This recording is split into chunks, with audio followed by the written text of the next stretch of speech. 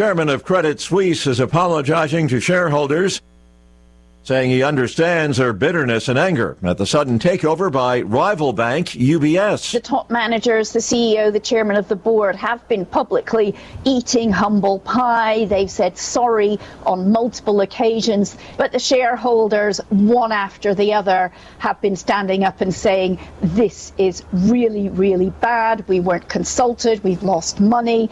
One of them got a very dapper-looking gentleman wearing a red tie. He said, I'm wearing this red tie because you lot, and he pointed to the management, all deserve a red card. The BBC's Imogene Folks. Images captured by a robotic probe inside one of the 3 melted reactors at the tsunami-wrecked Fukushima nuclear plant in Japan have shown exposed steel bars in the main support structure. Parts of its thick external concrete wall are missing. Townhall.com. Chicago voters choosing a new Democrat mayor today. The mayoral runoff pits Paul Vallis, former CEO of Chicago Schools, against progressive Brandon Johnson. Both Democrats finished ahead of incumbent Mayor Lori Lightfoot in February's election, but did not get the 50% needed to win outright. The contest has centered on an increase in violent crime and soaring property taxes. This is no time for on-the-job training. Vallis is a moderate endorsed by Chicago's police union and major business groups. Brandon Johnson is a former teacher and union organizer who has the backing of the powerful teachers union. My lived experiences have shaped my political views. Johnson says the city should focus on mental health treatment, affordable housing, and jobs for youth. I'm Jennifer King. Richard Branson's Virgin Orbit filing for Chapter 11 bankruptcy protection following a failed mission and increasing difficulty in raising funds for future operations. Once again on Wall Street this hour, the S&P futures 9 points higher. More on these stories at townhall.com.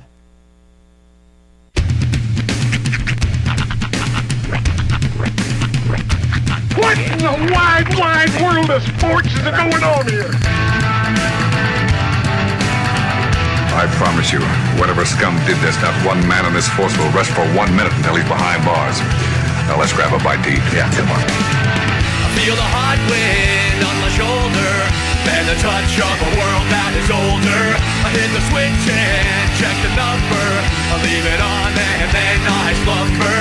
I hear the rhythm ringing through it. Flamenco guitar and cumbia music. I hear the talking of the DJ. The travel listen, what does he say? I'm on a Mexican radio.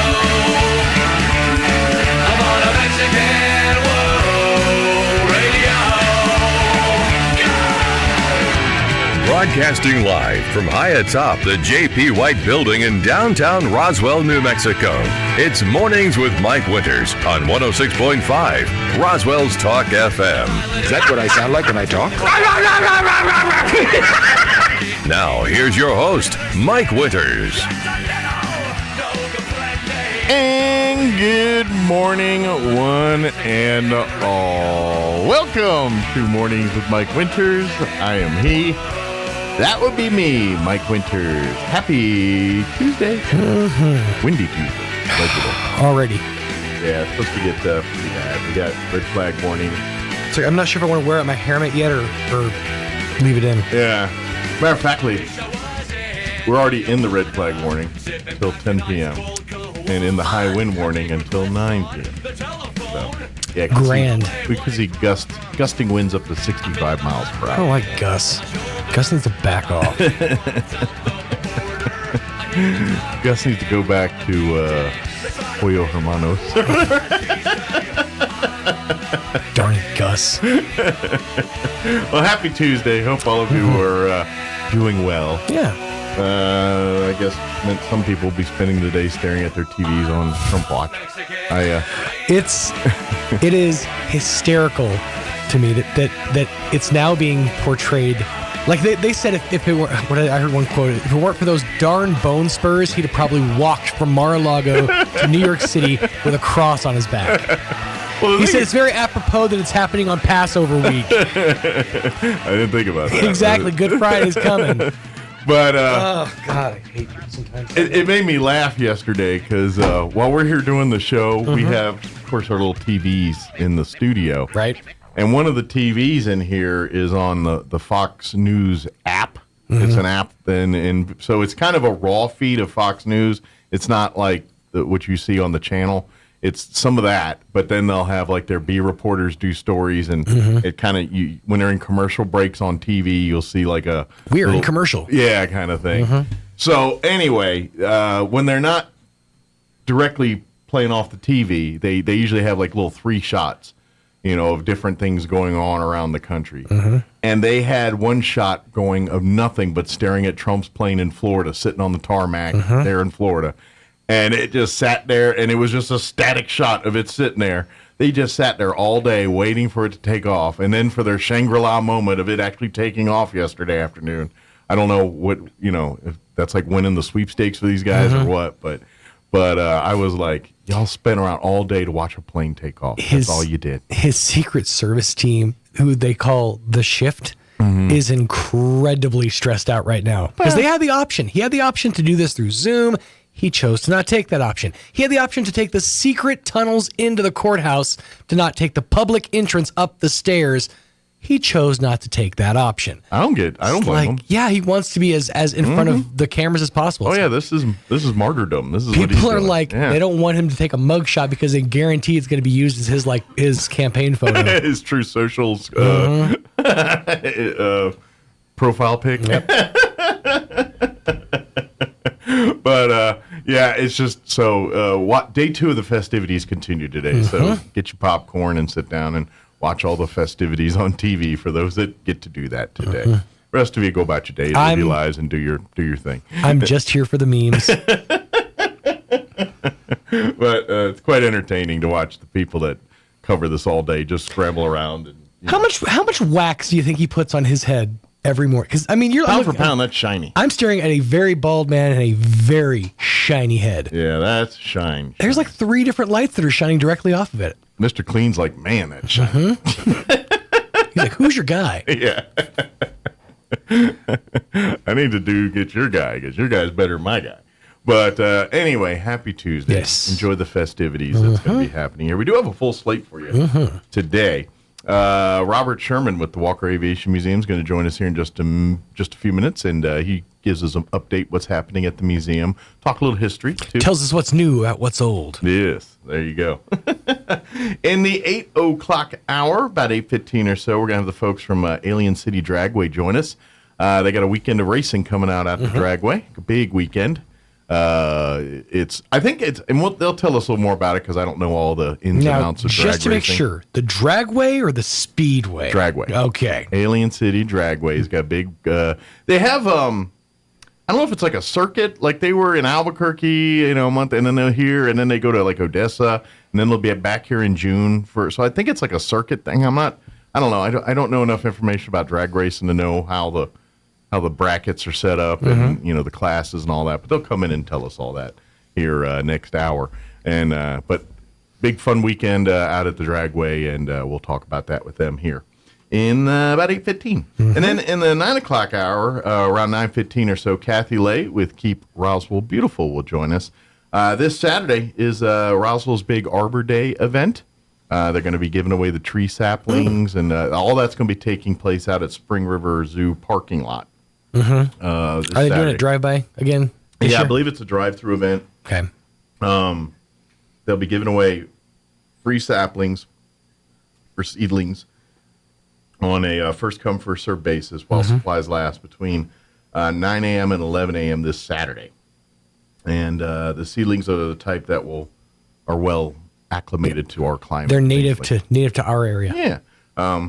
Those attending will also receive a reusable car trash can provided by New Mexico Department of Transportation, Toss No Mas program, a box of LED light bulbs donated by the folks at Excel, and Keep Roswell Beautiful reusable shopping tote too. So you got little stuff to help keep your car beautiful, keep your your lights. Keep your power bill beautiful. I literally had to change out 2 bulbs yesterday, and I used the 2 free XL bulbs. Yeah. So my kitchen is lit thanks to XL Energy. There you go. You're going to see a couple dollars decrease on your bill each month. It's lit. But anyway, Kathy will join us about 9:15, talk all about the Keep Roswell Beautiful Arbor Day weekend event.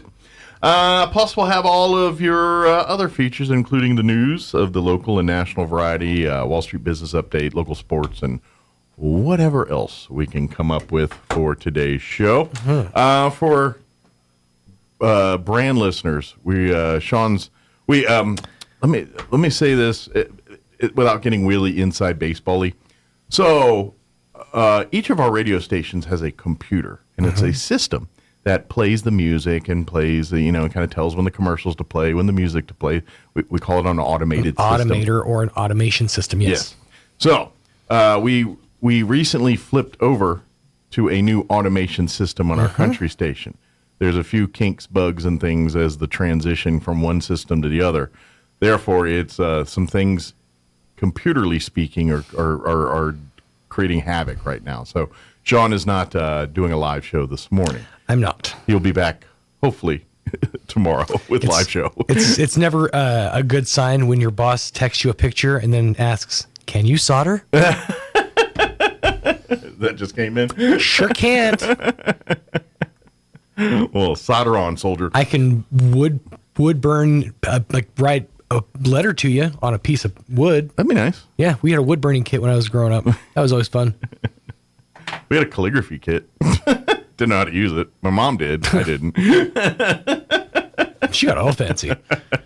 But anyway, yeah, so that's what's going on there. So plenty of music, plenty of everything. Yep. Just no Sean this morning. So, all right, it is 7:14. Let's get you up to date on the weather. Whether you'll like it or not, that's the question. Probably not. Rocks in your pockets. There you go. I'm meteorologist Steve Hamilton with your Pecos Valley weather. We have that low-pressure system moving to our north and trailing a cold front that'll move across our area today. Very gusty wind at 50 to 70 miles per hour possible with sunshine, our afternoon high in the mid-70s. Very windy for the overnight hours, too. It'll be clear, our low in the mid-30s. Sunny and not as windy on Wednesday with high pressure moving back in. We'll be in the mid-60s. That's your latest forecast. I'm meteorologist Steve Hamilton. Thank you, Steve. Currently 62 degrees here in Roswell. That's about the best good news I got. The rest of the weather, not so much. Humidity is at 12%, very low. Winds currently out of the south at 17 miles per hour. We do have a red flag warning in effect through 10 p.m. this evening and a high wind warning in effect through 9 p.m. this evening.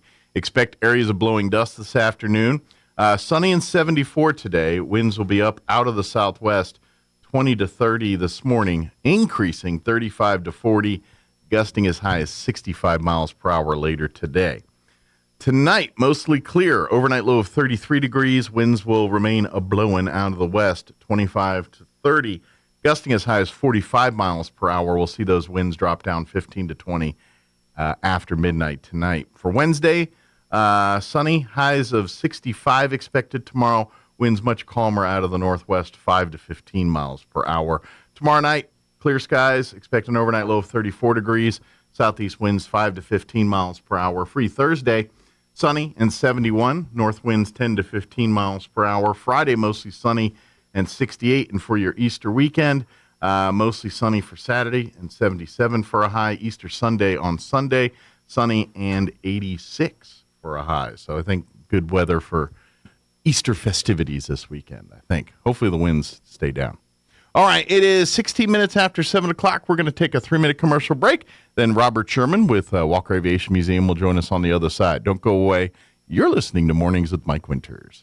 Good morning, this is Smiley Wooten at the Roswell Livestock Auction. 1,638 head of cattle sold on Monday on the steady to higher market with excellent buyer attendance. Compared to last week, stocker calves sold 8 to 10 higher, feeder cattle 2 to 4 higher, packer cows sold steady, packer bulls steady to $3 higher. 3 to 400 pound steers $252, $257, 3 to 400 pound heifers $228, $237, 4 to 500 pound steers $247, $252, 4 to 500 pound heifers $216, $228, 5 to 600 pound steers $207, $247, 5 to 600 pound heifers $190, $216, 6 700 pound steers $196, $207, 6 700 pound heifers $170, $190, 7 800 pound steers $184, $196, 7 800 pound heifers $150, $170. Packer cows $90 to $102, canner and cutter cows $75 to $85. Packer bulls $1 to $120.50, feeder bulls $75 to $85. The top half of the cow-calf pairs $1,200 to $1,600 per pair.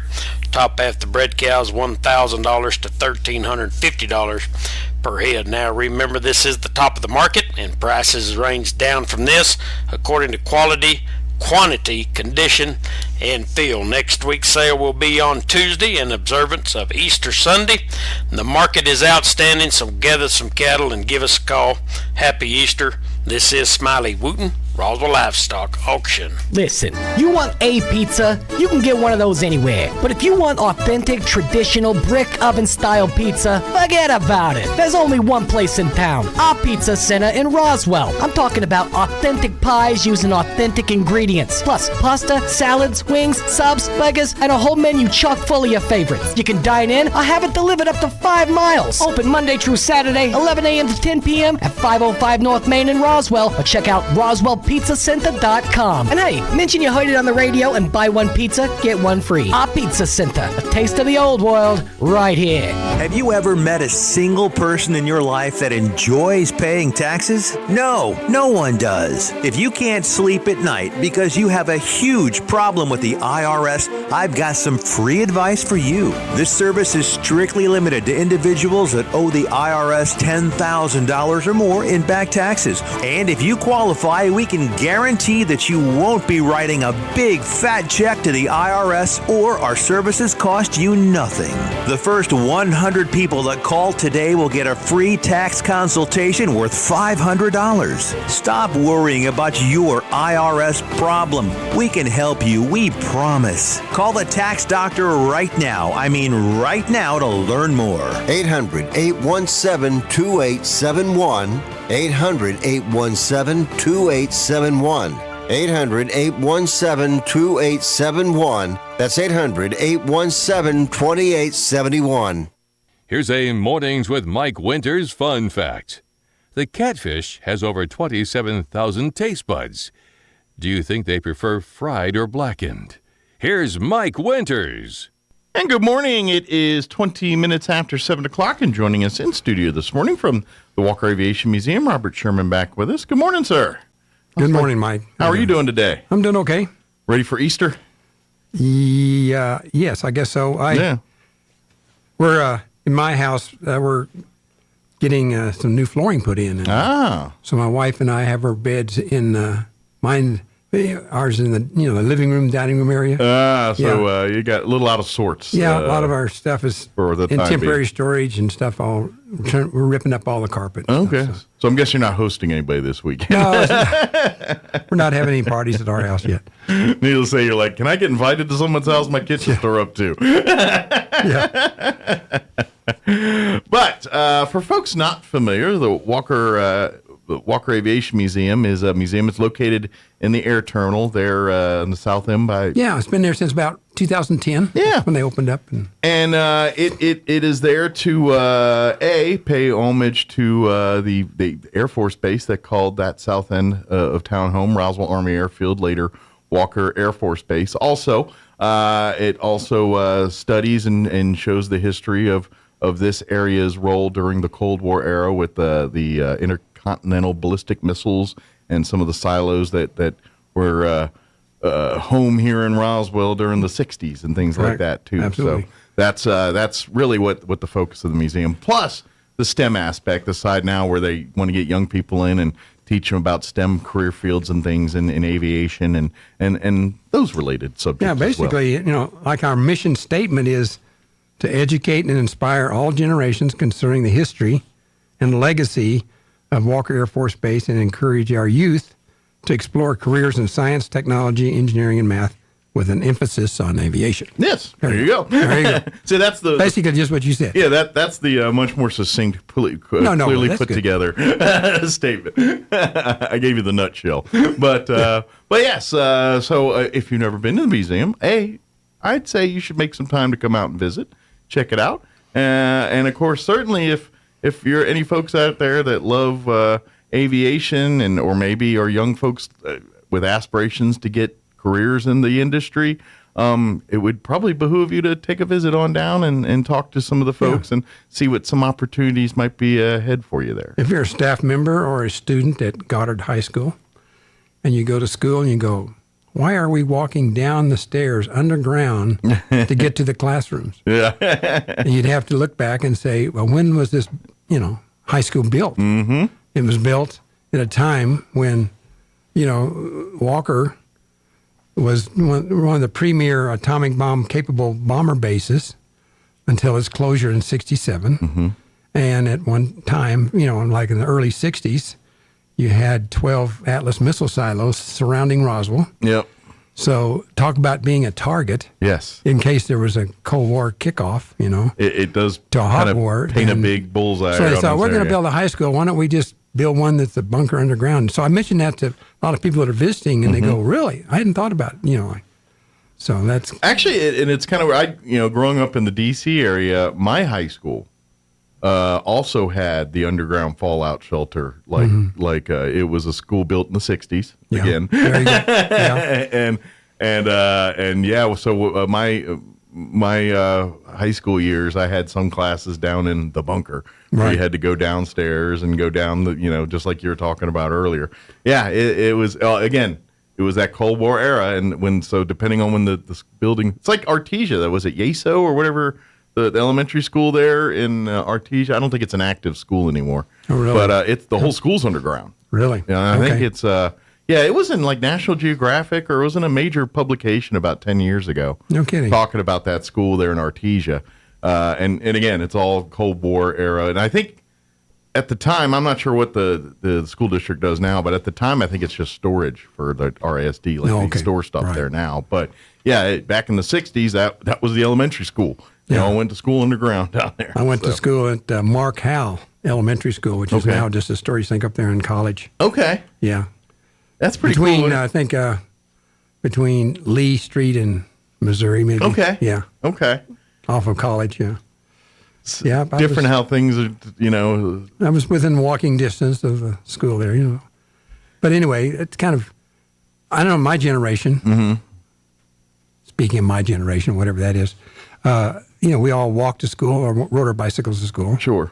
And so it's just kind of a thing that you just did, and you didn't really worry that much about things like you do nowadays. It's just life. Yeah, like the old saying is, you go out and play, and the rules were you had to be back at home by the time the street lights came on or something, and your mom and dad didn't really worry about you. You're out running around doing stuff. That's how we all grew up there. If anything pretty much 80s on back, that was how kids grew up. And, it kind of changed there in the 90s and 2000s, where it started seeing less and less and that. But it's just a different way of life, and that was the way of life back then. And now it's hard to wrap your head around it, but the concept of seeing an underground bunker school and all of that, although I don't know the way the world is going today, it's like, maybe we should dig a few more of these bunker schools. You never know. So far this year, just let everybody know out there that in the last 12 months or so, our support of our museum has come from Pioneer Bank and Featherstone Development Corporation, Glenn Furniture. Six Bomb Wing Reunion Group gave us some money because they were kind of slowing down as far as visiting, and they had some money in the bank. Well, there's probably less and less of them. Yeah, That's the David unfortunate Petroleum thing. Corporation, General Doug Murray sent us a little check. He's been a big supporter for the and museum. over the years, past years, is Roswell Toyota, XL Energy, Dr. Phil Cathy, and Paul Engstrom, Lloyd Hughes, and Aircell was a really big supporter. Yeah. So anyway, we're just kind of putting along, and we haven't had a golf tournament. We may look at that in the future, but we've just had nice people that have donated to keep our doors open. And right now it's just myself, Bob Donnell, and Ted Smith are the three volunteers that are keeping it going out there.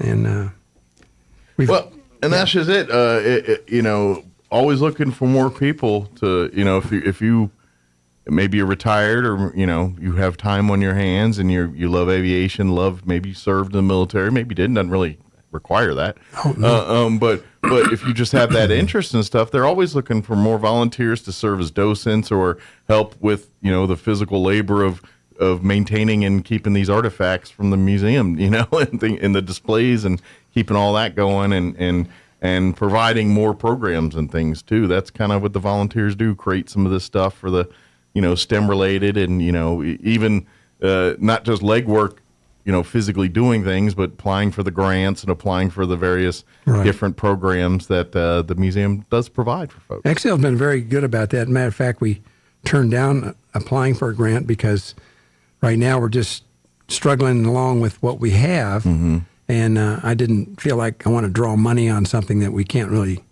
show results for. Gotcha. But maybe possibly next You year. don't spread definitely. yourself too thin, basically. Yeah, but and they've been very, very helpful for us. So we got our 2 flight simulators from the NextL Energy Grant, and they're really nice simulators. They, fly 50 different aircraft and land at any place in the world and under different conditions. And I imagine if you buy one of those outright, it's quite expensive piece of equipment. Well, it's the ones we have are Lockheed software and stuff. But anyway. I imagine they're not the latest and greatest. No, they're not the latest and greatest. But if you bought one on your own, it'd probably be very expensive, even that model. Yeah. The old, slightly last year's model or 2-year model. Yeah, actually, ours was around $6,000 each. Okay. Yeah. Yeah. I mean, I don't have $6,000 laying around to go buy a either. simulator.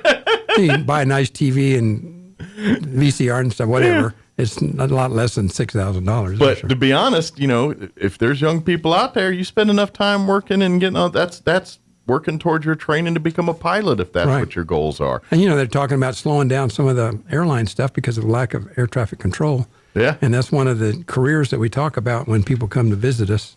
I would say I would make a good case right now that whenever you turn on the news and you're seeing all the problems that are going on in the airline industry right now, when air traffic control, it's all due to lack of people and qualified people. Qualified people, right? I would imagine they talk about these flights canceling. I imagine they had a lot of pilots retire after COVID. They because especially some of those guys that probably had full careers in the military before they were in as a civilian flyer. And then, the way they were, laying them off and doing all that, a lot of them probably just said, I don't need this anymore and just retired. Yeah. And now they can't, now they got to replace all those folks. And they all did it at once. Right. So we're, and air traffic control, I really think that's why we're seeing some of these near collisions on the news, on tarmacs, not even in the air, on the ground. Right. And I think it's a lot to do with we've lost a lot of experience up there, and we've got to replace that and do that. So look to the future. If you have aspirations in aviation industry, come talk. Come, even if it's not a pilot per se, maybe it's a maintainer or a air traffic controller or many of the other facets of the career. But either way. I think that there's plenty of future there as far as career opportunities. Our current board, and then I'll jump in that other subject, but is myself, Allie Bishop's our treasurer, Katie Yates, Sandy Correa. She's going to beat me up because I probably mispronounced her last name. Secretary Bob Donnell, Juliana Halverson, Judy Armstrong, Jerry Cloffer, Friar Jarek Nowaki, over at the Catholic Church. Stephen Miller, Ted Smith is a new guy, one of our main volunteers, and is our history buff guy.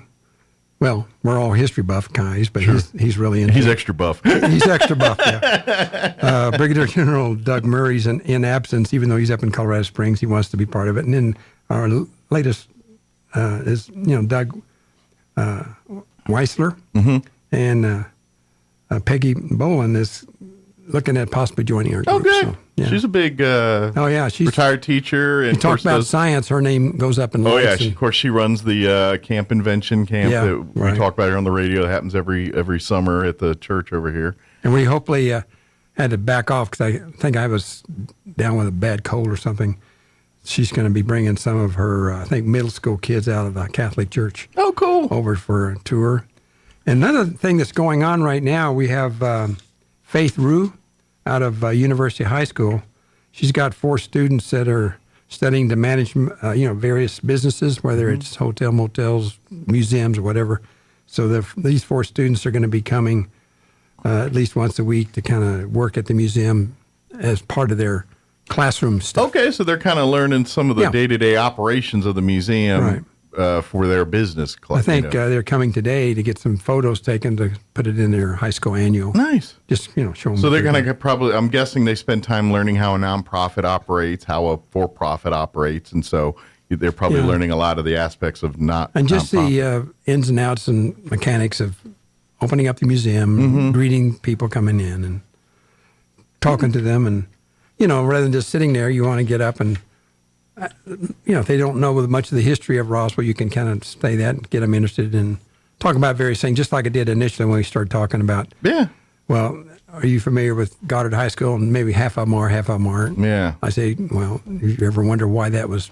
The classrooms parts are underground, and anyway, it's just kind of a.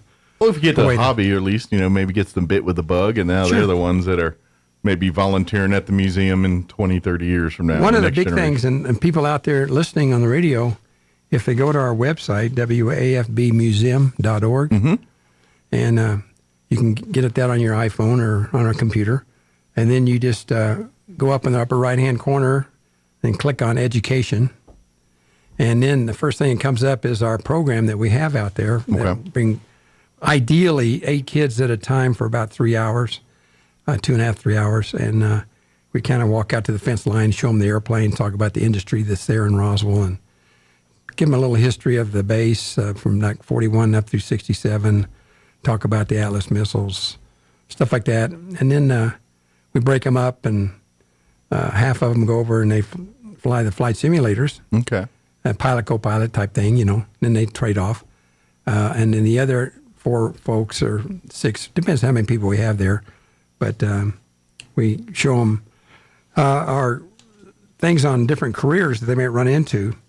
And so it gives them a chance. For example, the career stuff, we show them a little video that's developing a Venn diagram, and most all the kids nowadays know what a Venn diagram is, like 3 little circles and dealing of what's the best career for you based on, What are you good at? What do you really have a passion for? And what will people pay you to do? I think when I was a kid, they used like a spider web thing as like that version of it, but same So concept. now it's called a Venn diagram. Yeah. I even heard that on the news just the other day on national news. They were talking about Venn diagram. I go, and most of the kids nowadays know what that is. Yeah, it's kind of a buzzword now. So then some of the stuff we show them is these are some videos we show.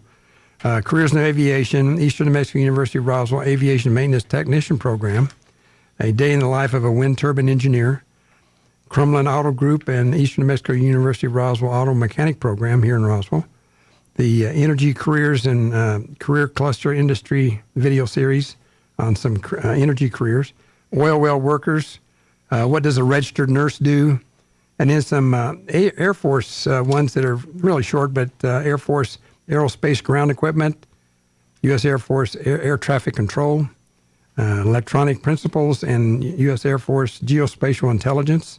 And the last video we show them is a day in the life at the CIA 6 hiring areas. Oh, cool. So anyway. I'm very familiar with that first one for the Air Force there, the age equipment, air-to-ground equipment. I spent a lot of time dealing with that stuff in the military. Yeah. Yeah, anytime an aircraft, you work on it or have to, it's hooked up to a unit that provides it power, or another unit that provides air through the circuitry to keep it cool, or another unit to control the hydraulics.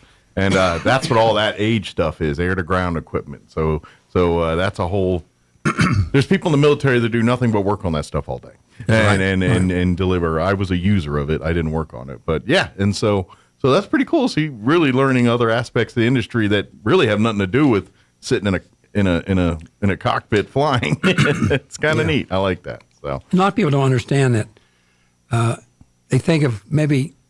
They have some history of Walker Air Force Base, and they just think it as being just a bomber base. They had the B-36 here, B-47, B-52s and stuff. But it was during World War II. It was a advanced pilot training base for multi-engine aircraft, and then bombardier base, bombardier training, and it did that out of the same airplane.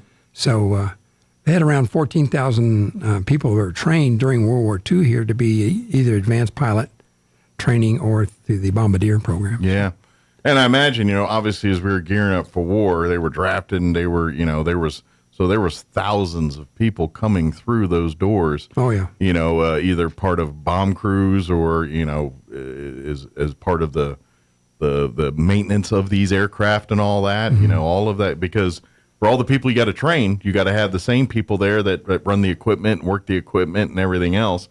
So there's a lot of staff that are just calling the base home, and their job is nothing but to work on that air to ground equipment for the pilot training stuff and all that. So this base was a pretty busy little beehive during that war era here. It was just because it was ramping up for war, and it was priority one. So it was first world busy, high priority stuff going on here in Roswell during World War II. There was like 7 2-engine flying training squadrons and 5 bombardier training squadrons during the peak of activity during World War II. Mm-hmm. And there was at World War II, the peak strength at that time was about 8,616 personnel that were assigned here, to provide the training and do stuff like that. And for example, September 42 to April 43, about 1,000 glider pilots served as a glider replacement pool at Roswell Army Airfield. Well, those guys got the short straw.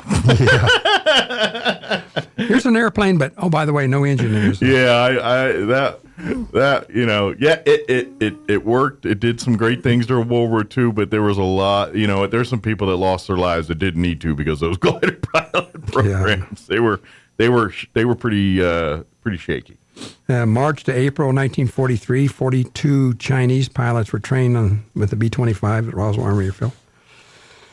So anyway, a lot of people also kind of have a misunderstanding of, the Enola Gay and Boxcar, the planes that dropped the atomic bombs in Japan came from Walker. And they said, no, they returned to Walker. They came out of Westover Field in Utah, and they went from there to Tinian, and then after the war was over, they returned. And that's when Roswell converted from a training base to a bomber base. Yes. Yeah. And so they served, but after they did after the war, they came back. Their famous deeds. Yeah. And now they're both sitting in museums somewhere. Oh, where is Boxcar? Do you know? I know where Enola Gay's in D.C. I'm not sure where Boxcar is. I'm not sure. I should know. Yeah, I'm going to go do a Put that in my Google notes. search. Look that up. I should. Yeah, I need to go do a search on that because I'm not sure where that's residing now. So. I'm sure Ted Smith could tell you. Oh, he'd probably have it right. Yeah, I know. Right at his fingertips. But, talking a little bit about the history, I know another area we kind of want to cover here, and I want to make sure we get a little time for that, is talking about, our women, our women pilots and their training program and some of the history of that. Yeah. Actually, I came up with this, and this is just a quick snapshot of calling the WASP, the WASP program. And Ted was talking about that, and I realized I didn't really know as much as I should about that, so I kind of did a little research and just kind of got a little summary. So I thought I would give everybody out there, and especially if you have women that are listening and have women's clubs that might, we could come by, or I could come over sometime under schedule and talk to you women about the women's flying program they had. Oh, cool. And why don't we go through that right now? Yeah, sure, why not? Okay, the WASP, or the WASP, it was kind of stood for up to 3 different things: Women's Air Force Service Pilots, or it could just stand for Women's Army Service Pilots, or Women's Auxiliary Service Pilots. But anyway, we know the women's service pilots, the A is up for debate. Yeah, the A is up for debate, right.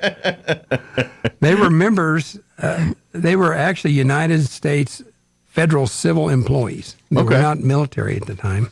Would it be similar to like Civil Air Patrol, kind of that same? They were just kind of like level government employees, but they weren't quote unquote military or just Navy. GS employees. Yeah, GSers. If anybody that's spent time working federal government knows.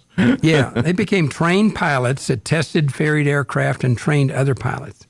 The WASP was preceded by the Women's Flying Training Detachment, which was WAFTD, and a second organization was the Women's Auxiliary Ferry Squadron, like you ferry aircraft. Okay. And that was the WAFS. And that was organized around September 1942, those 2 organizations. Then the pioneering organizations that were attached, these were attached to the United States Army Air Forces to fly military aircraft during World War II. In August 5th, 1943, the Women's Flying Training Detachment and the Women's Auxiliary Ferry Squadron, they were combined to form the WASP. Okay. Okay. And the WASP arrangement was and that ended and that went from about August 1943 until December 20th of 1944. The WASP organization got started through major support from various women that went to visit Eleanor Roosevelt and, wife of the president, and General Hap Arnold. And between those two folks, pretty high-powered folks, they got that started. Okay. And the goal was to free up male military pilots for combat and other duties. Because, at that time, you just didn't have women get in an airplane and go out in combat like you do today. The WASP had to be between 21 and 35 years old, in good health, in possession of a pilot's license, 35 hours of flight time, and had to be at least 5 feet 2 inches tall. Okay. Yeah, in almost all cases, they had to provide their own uniforms, the transportation costs, lodging costs, and had minimal medical support, no life insurance, and they had to borrow crash trucks at their airports.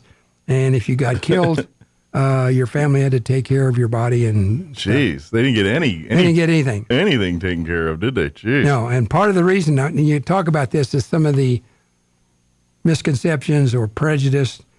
21 to 35. 35 was because, if you got into your midlife, things changing, then they didn't think you could be trustworthy. Oh, okay. What about you? I bet you women are like, well, what? Yeah. Okay. That has a lot of base to it. Over 25,000 women made application to join the WASP. 1,830 were accepted, and about 1,074 completed the training.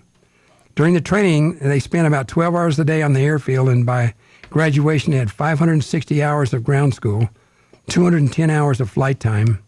They knew Morse code and, meteorology, military law, physics, aircraft mechanics, navigation, and other subjects. They had, some training in those areas. Sure. Majority were Caucasian or white. There were 2 Chinese Americans, and there were 2 Hispanic descent and 1 Indian. There were several African Americans, but they were rejected at the final interview stage because it talks about some of the prejudice. Mm-hmm. They felt like, you have a hard enough time being a woman, but being a black woman, that's not going to handle it. Just too strict, yeah. First group of WASP were called the Originals. It was led by Nancy Love, while the second group of these WASP were called the Guinea Pigs, led by Jacqueline Cochran. And the WASP, during their time, they flew over 60 million miles. Wow. They delivered 12,652 aircraft to different places. Wow. Like they take them out of the factory and they fly them to different bases in the United States. They transported every type of military aircraft. They freed up about 900 male pilots for combat duty. They towed targets for live anti-aircraft gun practice. In a couple of cases, the word was not passed accurately, and they got shot at, and some of them got wounded in the foot and stuff. I'm about to say. Because they thought they were supposed to shoot the lead aircraft and not the towing aircraft. They literally were flying around the sky with an apple on their head. Seriously? Okay. They flew simulated strafing missions. I guess that was for the ground folks, whatever. Transported cargo, and many men pilots, for example, did not want to fly the B-29 due to being too dangerous. It was really had some issues at first when the B-29 first came out. So in 1944, General Hap Arnold had 2 WASPs, Dorothy Johnson and Doris Struther, flew a B-29 to Alamogordo, New Mexico. A large crowd met the B-29 and the 2 WASPs that got out of the aircraft. And from that point on, there's not any recorded problems of men hesitating to fly the B-29. Oh, that's funny. 38 WASPs were killed, and 1 went missing. It's never been found. And in case of their death, like I mentioned, the family had to provide the cost of returning the body home. Jeez. In 1977, for their World War II service, the WASP members were granted veteran status. Well, that's good. Of course, by 77, not too many maybe around. They probably, they were a little long in the tooth at that And in point. 2009, the WASP members were awarded the Congressional medal, Gold Medal. Those that were still alive were family members. I was going to say posthumously, most of them, and and the ones that were around. But there's a lot more details about stuff going on back and forth with that. So if you want to read up on that, you could probably go to Wikipedia and some other places. Yeah, that's pretty neat. Look that up. I like that, and I like especially with the New Mexico connection, talking about during World War II and showing up. And they actually initially had some delivering planes, bombers like B-17s and stuff to England initially. Okay, so before they became WASP, when that first group we were talking about, they were ferrying aircraft actually across the ocean, but that wasn't very common. Usually, it was factories within the United States delivering to various bases in the United States. Gotcha. Well, I imagine that's a pretty dangerous mission, flying across the ocean to the bases there when they had to do it. I mean, it is during World War II, and there's people looking for U.S. aircraft to shoot down. Right. And you're over international airspace, so there's a lot of danger there, especially during a wartime, and you're one of the countries involved. That's true. Absolutely. So I love that. That's cool. We got a couple more minutes here if we want to cover things, but folks, if you've never been out to see the museum, the viewing hours kind of follow the schedule of the flying times out at the airport there. But generally, that's a good idea. Yeah, right now our hours. You're probably thinking, well, when are you open? Generally, right now with the flights leaving about 10 minutes till 1 in the afternoon that go back to Dallas. We're open from about 10:30 in the morning until about 1 o'clock. Okay, so kind of the lunch. Yeah, and sometimes people will call when I'm out there, for example, and they say, "Are you open?" I said, "Yeah, we're going to be open till about 1 o'clock," and they're calling me, me about 10 after 12 or something. But I said, come on out, and if they come out, I don't close up until they, till you're ready to they see all they've seen. So. But yeah, come out. Like I said, come out today. It's about 10:30 or so. Look for the gates the doors to be opening up there.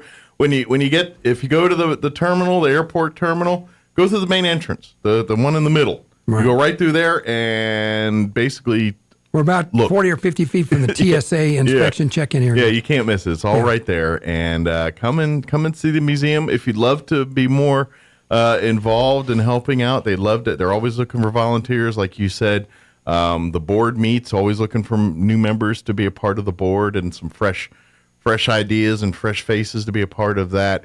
And of course, if you're a youth group or a church group or school group or any kind of group that has any desire to want to do some kind of special presentation through the Walker Aviation Museum, they'd be happy to do that. If you got any things for your church group or school group or youth group or whatever, the museum partners with organizations like that all the time doing stuff. Yeah, we have contacted over a period of time and continue with Roswell Independent School District, Sidney Gutierrez Charter School, Gateway School, Emmanuel Lutheran Middle School, All Saints Catholic, the Assurance Home, Civil Air Patrol, the EAA, the Girl Scouts, Boy Scouts, New Mexico Youth Challenge, and we're trying to work a little bit with an Aero Club out of NIMI. Oh, cool. Roswell Job Corps. We've had 4 classes attend from them. Local churches and their groups. And Dexter Middle Schools, High Schools, Artesia, they're welcome if they want to call and come. Yeah, come on. Let's do because I think what's going to happen is you're going to get these kids out there and they're going to have a lot of fun. But then I think they're going to get bit, a couple of them, with the bug. And they're going to be like, oh, man, this is what I want to do. This is my passion. I love this. And imagine you get 1 or 2 kids an opportunity to sit in the flight simulator and that they just found their love. So we have display from 3 World War II combat rifles. One was Japanese, one's German, and one's Russian. And if you took a poll, 60% of the guys, when they first walk in the museum, go straight to those guns. And then they start wandering around the rest of the place, but they kind of like, what? I'm going to look at those. But it's surprising how many people have a copy of those, like their granddad brought back these rifles from maybe Japan. Sure, like trophies. Germany or trophies, yeah. And they, just amazing. Oh, yeah, I got that gun. Or my dad has this gun right here, so. It is kind of neat when you see some, and then, of course, that stuff's getting rarer and rarer as those generations of people pass on and the others may not keep it or take care of it as Steve Griffin and Jim Williams and Bob Donnell, they got together and put up those 5 4x8 pegboards on the south wall, on that reinforced concrete wall there, so we can hang pictures easily. And we had kind of some fun time there when we were putting those boards up. using 22 caliber things to fire those nails into the wall. Since we're about 40 feet from the TSA check-in area, we had to make sure and let them know that when you hear gunfire going off, it's actually, we're just putting nails in the wall over there. Yeah, they might want to be alerted to that just in case you guys don't want to end up, on your bellies face down. Speaking on your bellies, I took William Phillips was a national artist for the Air Force. And when I was in the Air Force at Beale and had the SR-71 there, and he came to visit, and I met him for the first time. We went out on the flight line, and both of us ended up on our stomachs spread eagle because we'd kind of walked into the wrong area, close to the SR-71. Oh, yeah. They don't mess around. And to this day, he laughs because I have a lot of his painting prints hanging in my house and stuff. And he came over to visit us when we were in England, and we took him over to a place, and he made a really big painting out of that and sent me a copy. But we still laugh about, I don't know if Bob Sherman has the stuff squared away or not as far as security goes. But he spent some time on the tarmac. On the tarmac, face down. These guys had these guns and thinking, they're pretty young guys. We better not mess around here. We're going to find ourselves in trouble. Yeah, it does happen. Out in the middle of nowhere. Yeah. So. Yeah. We're about out of time here. Again, check out the website, wafbmuseum.org. There you can see, if you'd like to donate, there's a direct link there. The Amazon Smile link, if you'd like to shop Amazon and use the Amazon Smile link there, you'll find it at the Walker Aviation Museum website there. And, of course, if you have any questions, you'll find phone number. And don't forget, too, Walker Aviation Museum on Facebook. You can like and follow that. Another way to stay up to date on events and things happening out at the museum as well, too. So yeah, and come on out. Appreciate it. Come on out. We'll show you around, and if you have some questions, we'll try to research it for you and get back to you. And if you got any story requests for Robert, if you wanted a subject or something, come visit him. Yeah. Say, hey, next time y'all talk about this, and he'll do some digging, and then we'll talk about it. That's right.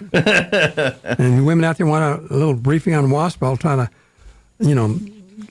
increase that briefing a little bit more, and we can come out and talk about it. It's cool. I like all that stuff. So, well, happy Easter to you and your family. Same to you. Good luck with the remodel, and hopefully you're not sleeping in your kitchen much longer. My buddy Jay Henderson is doing my flooring, so I'm going to meet him at the house here in a minute. So good deal. Appreciate it. Get you back in your bedroom where you belong. So. That's right. All right, it's 7:55.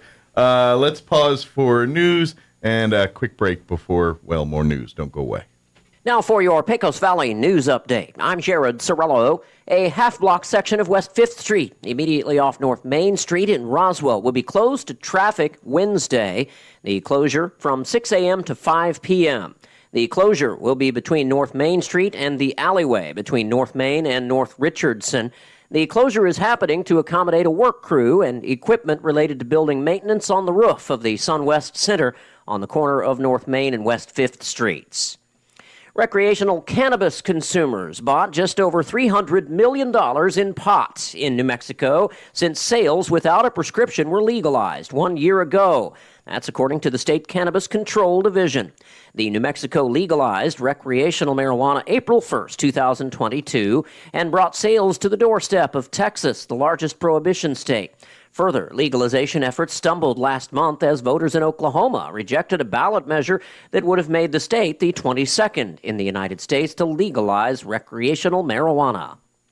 You're up to date. I'm Jared Sorello. It's time for the Chaves County Sports Report. How about the NMMI Colts baseball team? They're really on a roll right now, defeating Dexter in a doubleheader on Saturday, 16-0, and then 23-0. And then they turn around on Monday and knock off Loving by 10 runs. Final score was 17-7. NMMI is 12-1 on the season in that last game against the Falcons. Louis Patrona Jr. had a home run. He was 3 for 4 with 6 RBIs. Almost not to be outdone. Tegan Maloney, a sophomore, was 3 for 4 with a double, a triple, and 3 RBIs. Also from over the weekend, the Dexter softball team was in action. Actually, just yesterday, Dexter lost to Tularosa 11-1 and 14-0. The Demons will try to get back on the winning track today at 4 o'clock against Capitan. The Sports Report brought to you by DSI. Call DSI for all your office technology needs. I'm Eric Butler at Roswell Talk FM 106.5. With the Wall Street Business Report, I'm Bill Alexander. The S&P 500 ended higher on Monday, lifted by energy stocks, following surprise cuts to the OPEC group's oil output targets, while Tesla tumbled after its electric vehicle deliveries for the first quarter disappointed investors. Top global automakers reported a rise in first quarter U.S. sales on improving shipments to dealers, with the exception of Toyota, which continues to have problems getting vital parts. McDonald's has closed its U.S. offices through Wednesday and told its staff to work remotely as it prepares to announce a round of layoffs. Lockheed Martin Corporation said on Monday the U.S. Army has awarded a multi-year production contract for joint air-to-ground missiles in a deal that could go up to $4.5 billion. Pilots at American Airlines are close to reaching a comprehensive agreement in principle with the company on a new contract. That's according to a pilot union memo. For the Wall Street Business Report, I'm Bill Alexander in Washington. At Artesia General Hospital, we want to help you feel better faster. And when prescribed by your provider, IV therapy can be one of the quickest ways to help you feel well again. Our infusion center services include antibiotic or allergen therapies, blood transfusions, and medication infusions for chronic conditions like Crohn's disease and osteoporosis. Whether you choose care at the clinic or hospital, you can expect a highly skilled staff and a private, safe setting with your comfort in mind. Referrals and appointments are required. Learn more at artesiageneral.com/infusion. Join us live on remote this Saturday at Richland Motors, 2601 West 2nd in Roswell. We will be there broadcasting live, talking about all of their new and pre-owned inventory, plus the latest addition to their Brand Champion program, free lifetime powertrain warranty. Bring the kids out for an Easter egg hunt next door at an Enchanted Lands Park, beginning at 11 a.m. And check out all the cool cars on hand from Head Turner's Car Club 2. Free snow cones this Saturday from 11 to 1. It's all this Saturday at Richland Motors on West 2nd in Roswell. Come out and join us. Roswell's home for talk radio is 106.5 FM, KEND Roswell.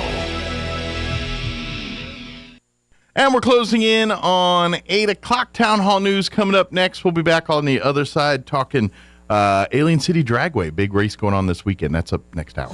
News this hour from townhall.com. I'm Rich Thomason.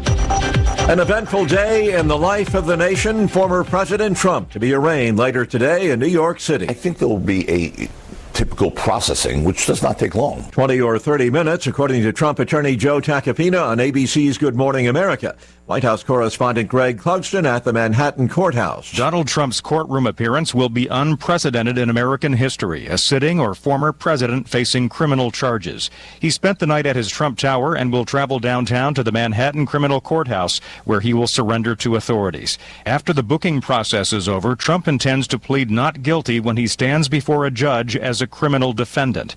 Then he'll return to Florida to give a primetime speech in front of allies and supporters.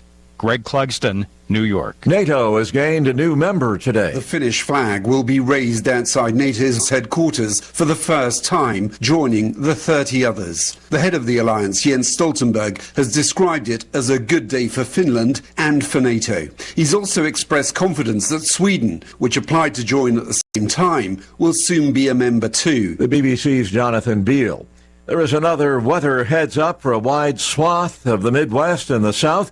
Forecasters say severe thunderstorms, along with hail, high winds, even tornadoes, are possible later in the day. The search for a man who was once a top aide to a Maryland governor has come to an end in Tennessee. His attorney says Roy McGrath died following an exchange of gunfire with law enforcement. The 53-year-old McGrath was declared a fugitive after failing to show up some weeks ago for a trial on corruption charges. At one time, McGrath served as now former Governor Larry Hogan's chief of staff. On Wall Street, the Dow is up 26 points, the Nasdaq 27 points higher, and the S&P is better by 8 points. More on these stories at townhall.com. Here's an important message from the Diabetes Solution Center. Do you like pricking your fingers to test your blood sugar levels? No one does, but it's important to maintain your health. And now, by wearing a small remote device called a continuous glucose monitor, or CGM, you don't need to prick your fingers anymore. It's easy to use and helps you make more accurate diabetes treatment decisions. If you are testing your blood sugar 3 or more times daily, injecting insulin, or using an insulin pump, call the Diabetes Solution Center right now. And if you have Medicare or most major insurance coverage, you may be able to get a new CGM at little to no out-of-pocket cost. Shipping is free, and we'll even bill your insurance company for you. If you are testing your blood sugar 3 or more times daily, injecting insulin, or using an insulin pump, call the Diabetes Solution Center right now to learn how to end the painful finger sticks and get your own continuous glucose monitor, or CGM, at little to no out-of-pocket cost.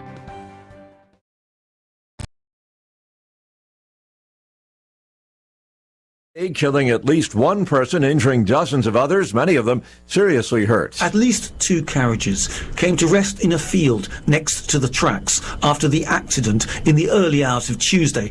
Television images showed people using makeshift bridges to cross a canal running alongside the rails to reach the stricken train in the darkness. The 4-carriage passenger train was carrying about 50 passengers at the time of the crash. The cause of the accident that happened near The Hague is not immediately clear. Dutch media's reporting there was a small construction crane on the tracks, but authorities have not confirmed that. I'm Charles de Ledesma. Taiwan is dismissing threats of retaliation by China ahead of an expected meeting between President Tsai Ing-wen and House Speaker Kevin McCarthy in Los Angeles. News and analysis at townhall.com. Tough times for many community colleges. Enrollment has fallen 37% since 2010, and their completion rates are dismal. Nearly half of students drop out within a year. Scant advertising, labyrinthian financial aid, and unclear career pathways are among the challenges facing two-year schools and their students. Two-year community colleges have the worst completion rates of any kind of university or college. Nearly half of students drop out of the community college where they started within a year. Only slightly more than 40% finish within 6 years. That has implications for the national economy, which relies on community colleges to fill many of the jobs that have shortages. Keith Peters reporting. Voters in Chicago choosing a new mayor to lead the heavily Democrat and crime-plagued city. Today's runoff pits former Chicago school CEO Paul Vallis against progressive Brandon Johnson. More on these stories at townhall.com.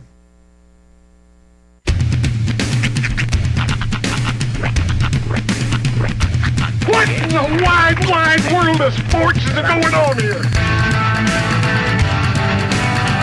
I promise you, whatever scum did this, not one man on this force will rest for 1 minute until he's behind bars.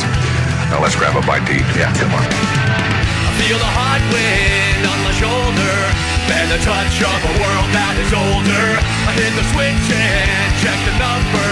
I leave it on and then I slumber.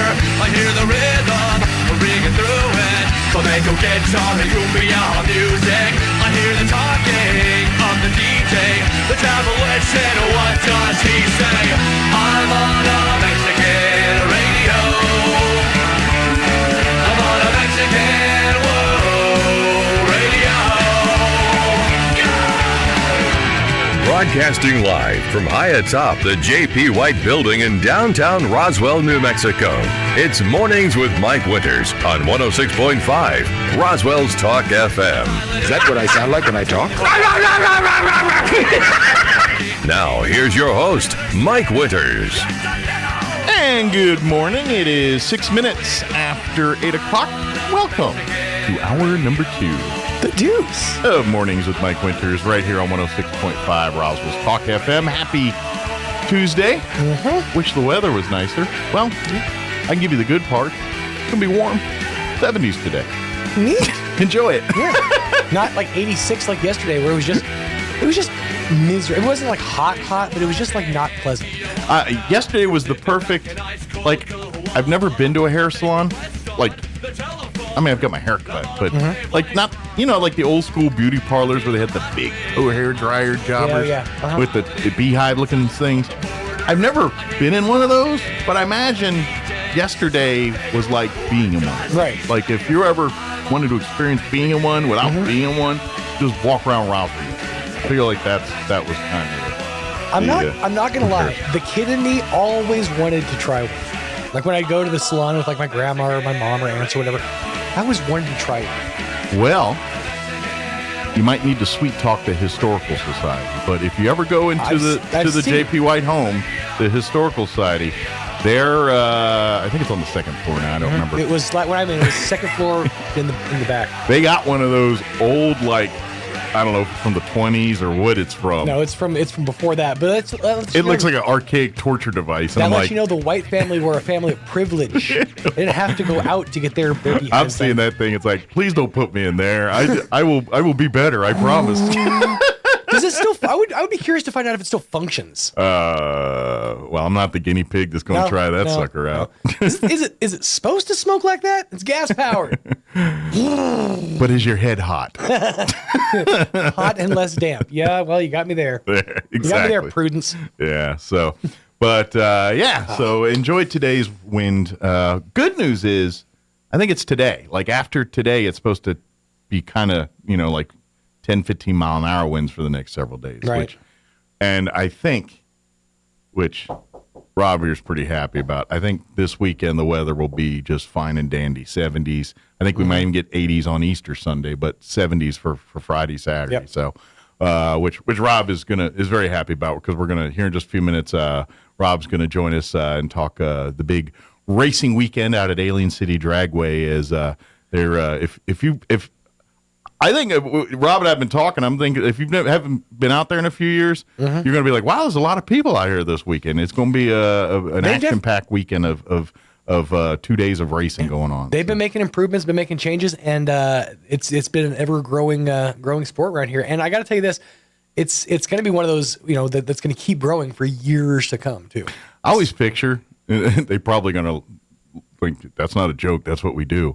I just picture out on weekends when they're not able to race, or whenever they're just literally, these guys are volunteers. They're all out there literally resurfacing, working on the track. Yeah. It's when they're not spending money on race cars, they're spending money on the track. Let's be honest. They do take some time out to race little tiny race cars every now and again. Yeah, but most of the time it's working on it. Rob's like, yes, that's about right. Because there's something funny about that tiny car on that big track. I mean, it's got to get you giggling. Well, it's fun, and we'll talk more of it. But there's a lot of history there, and it's a lot of it's kind of one of these things that if these guys weren't out there doing that, it would go the way of the dodo. Mm-hmm. And it's too much of a good asset to let just blow away in the wind, so to speak. And so it's great to see Rob and really a relatively small group of people that keep that dragway going and keep it keep having events and things. So come out this weekend and support it. But we'll talk more about all that. But it'll look like a big old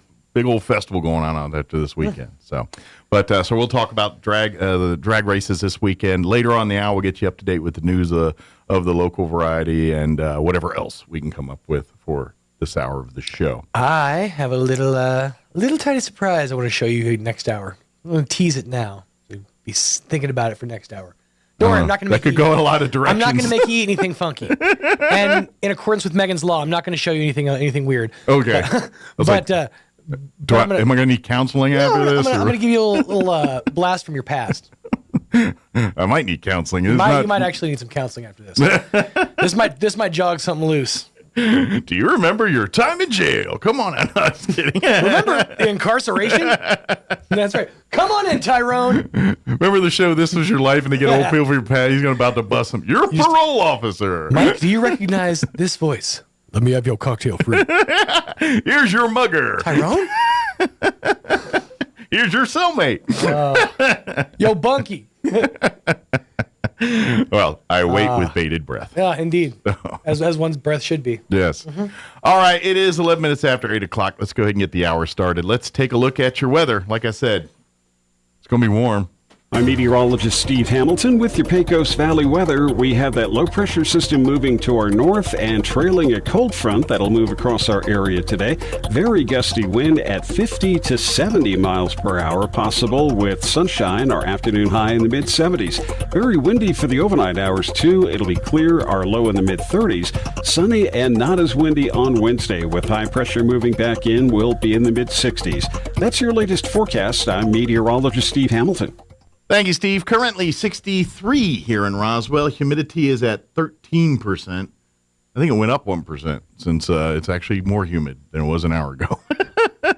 Winds out of the southwest at 20, gusting to 32 miles per hour. We do have the high wind warning in effect through 9 p.m. today, this evening. Red flag warning in effect through 10 p.m. this evening. Expect areas of blowing dust for this afternoon. Expect sunny skies and highs around 74. That's the good news. But southwest winds 25 to 35 this morning, increasing 35 to 45, gusting as high as 65 miles per hour later this afternoon. For this evening, areas of blowing dust till around 7 p.m., then mostly clear.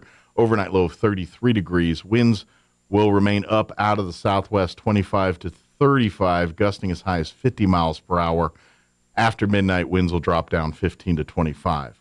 Then I think we might have a few days of much more normal winds, calm wind weathers. For your Wednesday, sunny skies, high of 65, so a little cooler, but northwest winds 10 to 15 in the morning, dropping down 5 to 10 in the afternoon. How often do you hear that around here? Never. For tomorrow night, Wednesday night, mostly clear, overnight low of 34. Thursday, sunny and 71, north winds 10 to 15. Friday, mostly sunny and 68. And for the weekend, Saturday, mostly sunny and 77. Easter Sunday, mostly sunny and 86. So just got to get through today. And then it seems like it'll a little bit more of a light at the end of the tunnel after that. All right, it is 8:13. We're going to take a 3-minute commercial break, and then we'll talk with Rob Kuhn, and we'll talk all about the big race weekend out at Alien City Dragway. Don't go away. It takes a long time to develop trust. At LaGrone Funeral Chapel, they've been earning your trust for decades. They understand how important it is to friends and family to celebrate a life in the way you choose. The professionals at LaGrone will ease your stress and anxieties. They'll provide the guidance you need to select a service that's appropriate. And that's what they've been doing for generations, earning your trust and doing the right thing. LaGrone Funeral Chapel and Crematory, 900 South Main in Roswell. Online at LaGroneFuneralChapels.com. Aaron Watson, live at Greyhound Arena. Hey, it's Aaron Watson. With his full band and all of your favorites. Doors open at 6. Concert starts at 7 on Saturday night, April 29th. Check out Aaron Watson at Greyhound Arena in Portales, New Mexico, with special guests Will Bannister and Jenna Paulette. Yes, it's never too late to find a new home. Tickets are on sale now at enmu.edu/Aaron Watson or the Campus Union Building. Fast cars, slow kisses. Aaron Watson, Saturday, April 29th at Greyhound Arena. Hey, Portales. Hey, Clovis. Get your tickets now. They're selling fast. Sponsored by J.P. Stone Community Bank. Presented by Eastern New Mexico University.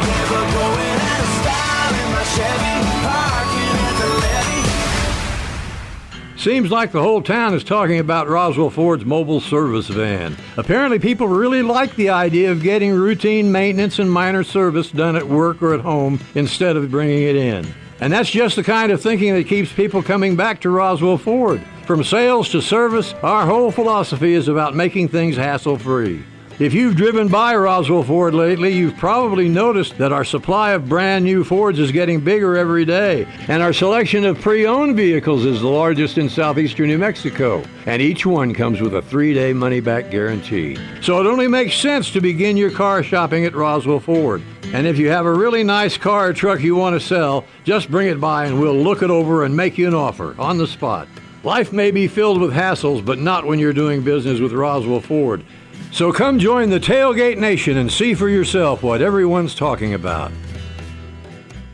Here is your chance to get the furniture you've been dreaming of. Hi, this is Melanie from Glenn's Furniture, and it's time for a sale. We are giving additional discounts on everything in the store. That new bedroom set you've had your heart set on, a dining table for new family members, even artwork to enhance your space. It's all here right now at discounted prices. Don't miss out on this rare sales event. Come see us at Glenn's Furniture on the corner of Union and Alameda, where delivery is free since 1953. Here's a Mornings with Mike Winters fun fact. Men are 6 times more likely to be struck by lightning than women. That's because men are 6 times more likely to wear a tinfoil hat in a thunderstorm. Here's Mike Winters. And good morning. It is 17 minutes after 8 o'clock, and joining us in studio this morning from Alien City Dragway. Rob Coombe with us. Good morning, sir. Good morning. Glad to be here. Glad to have you. How's life at the drag strip right now? It's getting more exciting. This weekend's really going to be exciting for us. Yeah, it's going to be. If you've never been drag racing before, go watch The Spectator. This weekend be a good time to come check it out. It's a lot of fun.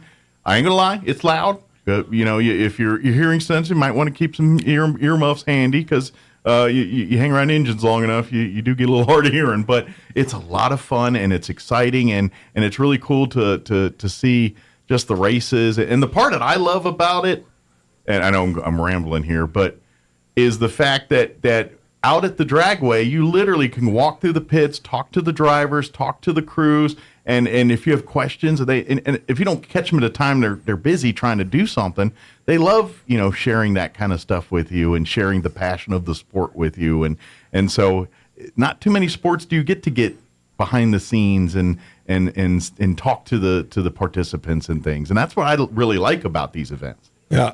Drag racing, NHRA is so fan friendly. I just came back from Phoenix, and excuse me, you can go through the pits there and see guys like John Force or all these guys and get pictures taken with them, and they'll sign your shirt or your hat, and we're not quite that quality out here, but I've had lots of little kids sit in my car. I've had lots of people take pictures of my car, and everybody's proud of their car and likes to show it off. Absolutely. So if you want to kind of meet and get involved in the sport, it's a great weekend to come out and talk to the folks. Maybe your passion is to get into racing. Well, you've just got the biggest wealth of knowledge assembled probably in southeast New Mexico you're ever going to find, right? Absolutely. There's some great mechanics, racers, beautiful cars, fast cars. They're all there. Yeah. Now, let's talk because it's 2 days of racing, and obviously they so some of the classes, so we're going to see like everything from like run with your brung street stuff to guys that kind of are on a circuit and do this as their day job, so to speak. We very seldom do a 2-day race, and this being Easter weekend, we're kind of behind the 8 ball on this because we were late getting our schedule out. Gotcha. Because of our lease agreement, we didn't know if we were going to even be out there. So we got our schedule out Friday, and this is a $20,000 weekend race. So that in and of itself is going to be bringing people because that's a lot of purse money. That is huge. I've raced here in Roswell since the 60s, and I've never seen that kind of money. A couple guys might hope to break even after this. Yeah. You win that $20,000, you might walk out even. But Saturday or Friday night, we're racing for $10,000. Okay. And that's divided into classes. And then Saturday morning, we're going to start all over a brand new race again. We have 3 categories. Mm-hmm. One is called Super Pro, and that's usually your dragsters that run off the computers. Okay. And those guys are just killer on the lights. They're hard to beat. And then we have a Super Pro where you can either foot brake or use a transmission brake on your car to launch. And then we have a sportsman's category that is a little slower category, and that's probably the one I'm going to run in. Okay, and that's for just people that love racing, exactly, and obviously bragging rights and things. When you get to those upper classes, correct me if I'm wrong, because all those cars are so fast. So really, 9 times out of 10, those races boil down to who got off the Christmas tree a little bit exactly. better. And if you can run, if your car's consistent, it's called bracket racing. Mm-hmm. If your car's consistently runs the same time every time, and then you're good on the tree, the Christmas tree, you're going to win some races. Mm-hmm.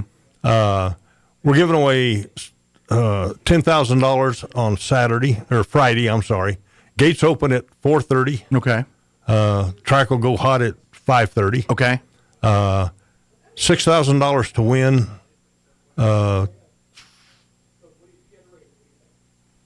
$3,000 for second. Okay. And then the semis are $500 each. Okay. And that's if we reach our car count. Okay, we get enough to run. We need 24 per category. Gotcha. And that should be plenty. Gotcha. And that's probably covered because there's probably entry fees and things like that. So ensure there's enough prize money for everybody. You got X amount of cars compete. And then we turn around and do it again Saturday morning. Gates open at 8. track will go live at 9:30, go hot, and we should be out of there by middle of the afternoon on Saturday. Okay. So if you do have dinner plans or family evening stuff, you'll be back home for that in no time. And we've made so many improvements out there. We've one of our racers, Monty Mintz, went out and put all new speakers up for us so you can hear all over the pit area. Good deal. We got a new concessionaire. We call him Hot Dog John. All right. So come hungry this weekend. Yes. Got to keep Hot Dog John busy. Hot dogs and brats and hamburgers and frito pie, everything you'd ever need to eat at a drag race. All perfect for sitting there in the stands watching the race. Absolutely. You know, bring some sunscreen for Saturday and an umbrella maybe. Yeah. And some earplugs. Yeah. And you'll have a good time. Absolutely. It's a lot of fun. Trust me. I got exposed to drag racing when I was a teenager.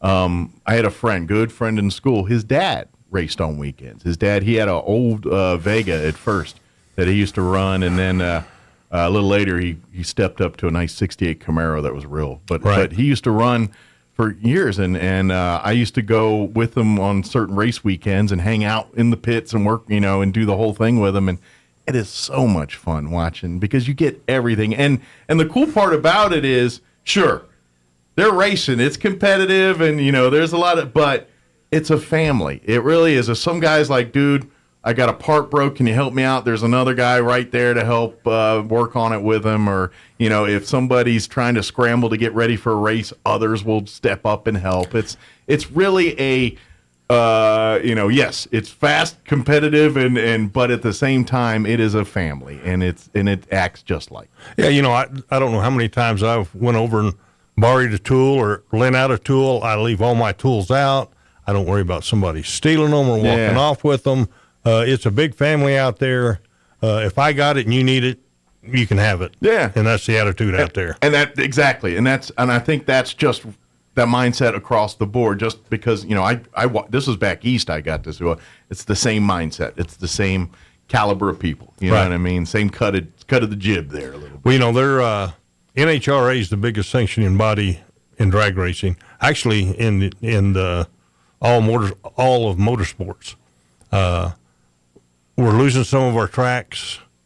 I think we're the only NHRA track left in Roswell. Wow. Everybody else has went to IHRA, but with NHRA, we're mandated to have an ambulance with 2 EMTs there. We have to have the insurance, where some of these other outlaw tracks, they don't provide anything. You sign a waiver and that's it. Yeah. And those waivers are not worth anything. It's too easy to do it right. Right. And it costs us, we have to pay for that ambulance and those 2 EMTs. The stuff we put on the track, the VHT or the PJ1, you mix it with alcohol and it makes the track so sticky you can't hardly walk on it without losing a shoe. But that's gone up to $1,700 a barrel from $1,000 from last year. Just ballpark. Yes.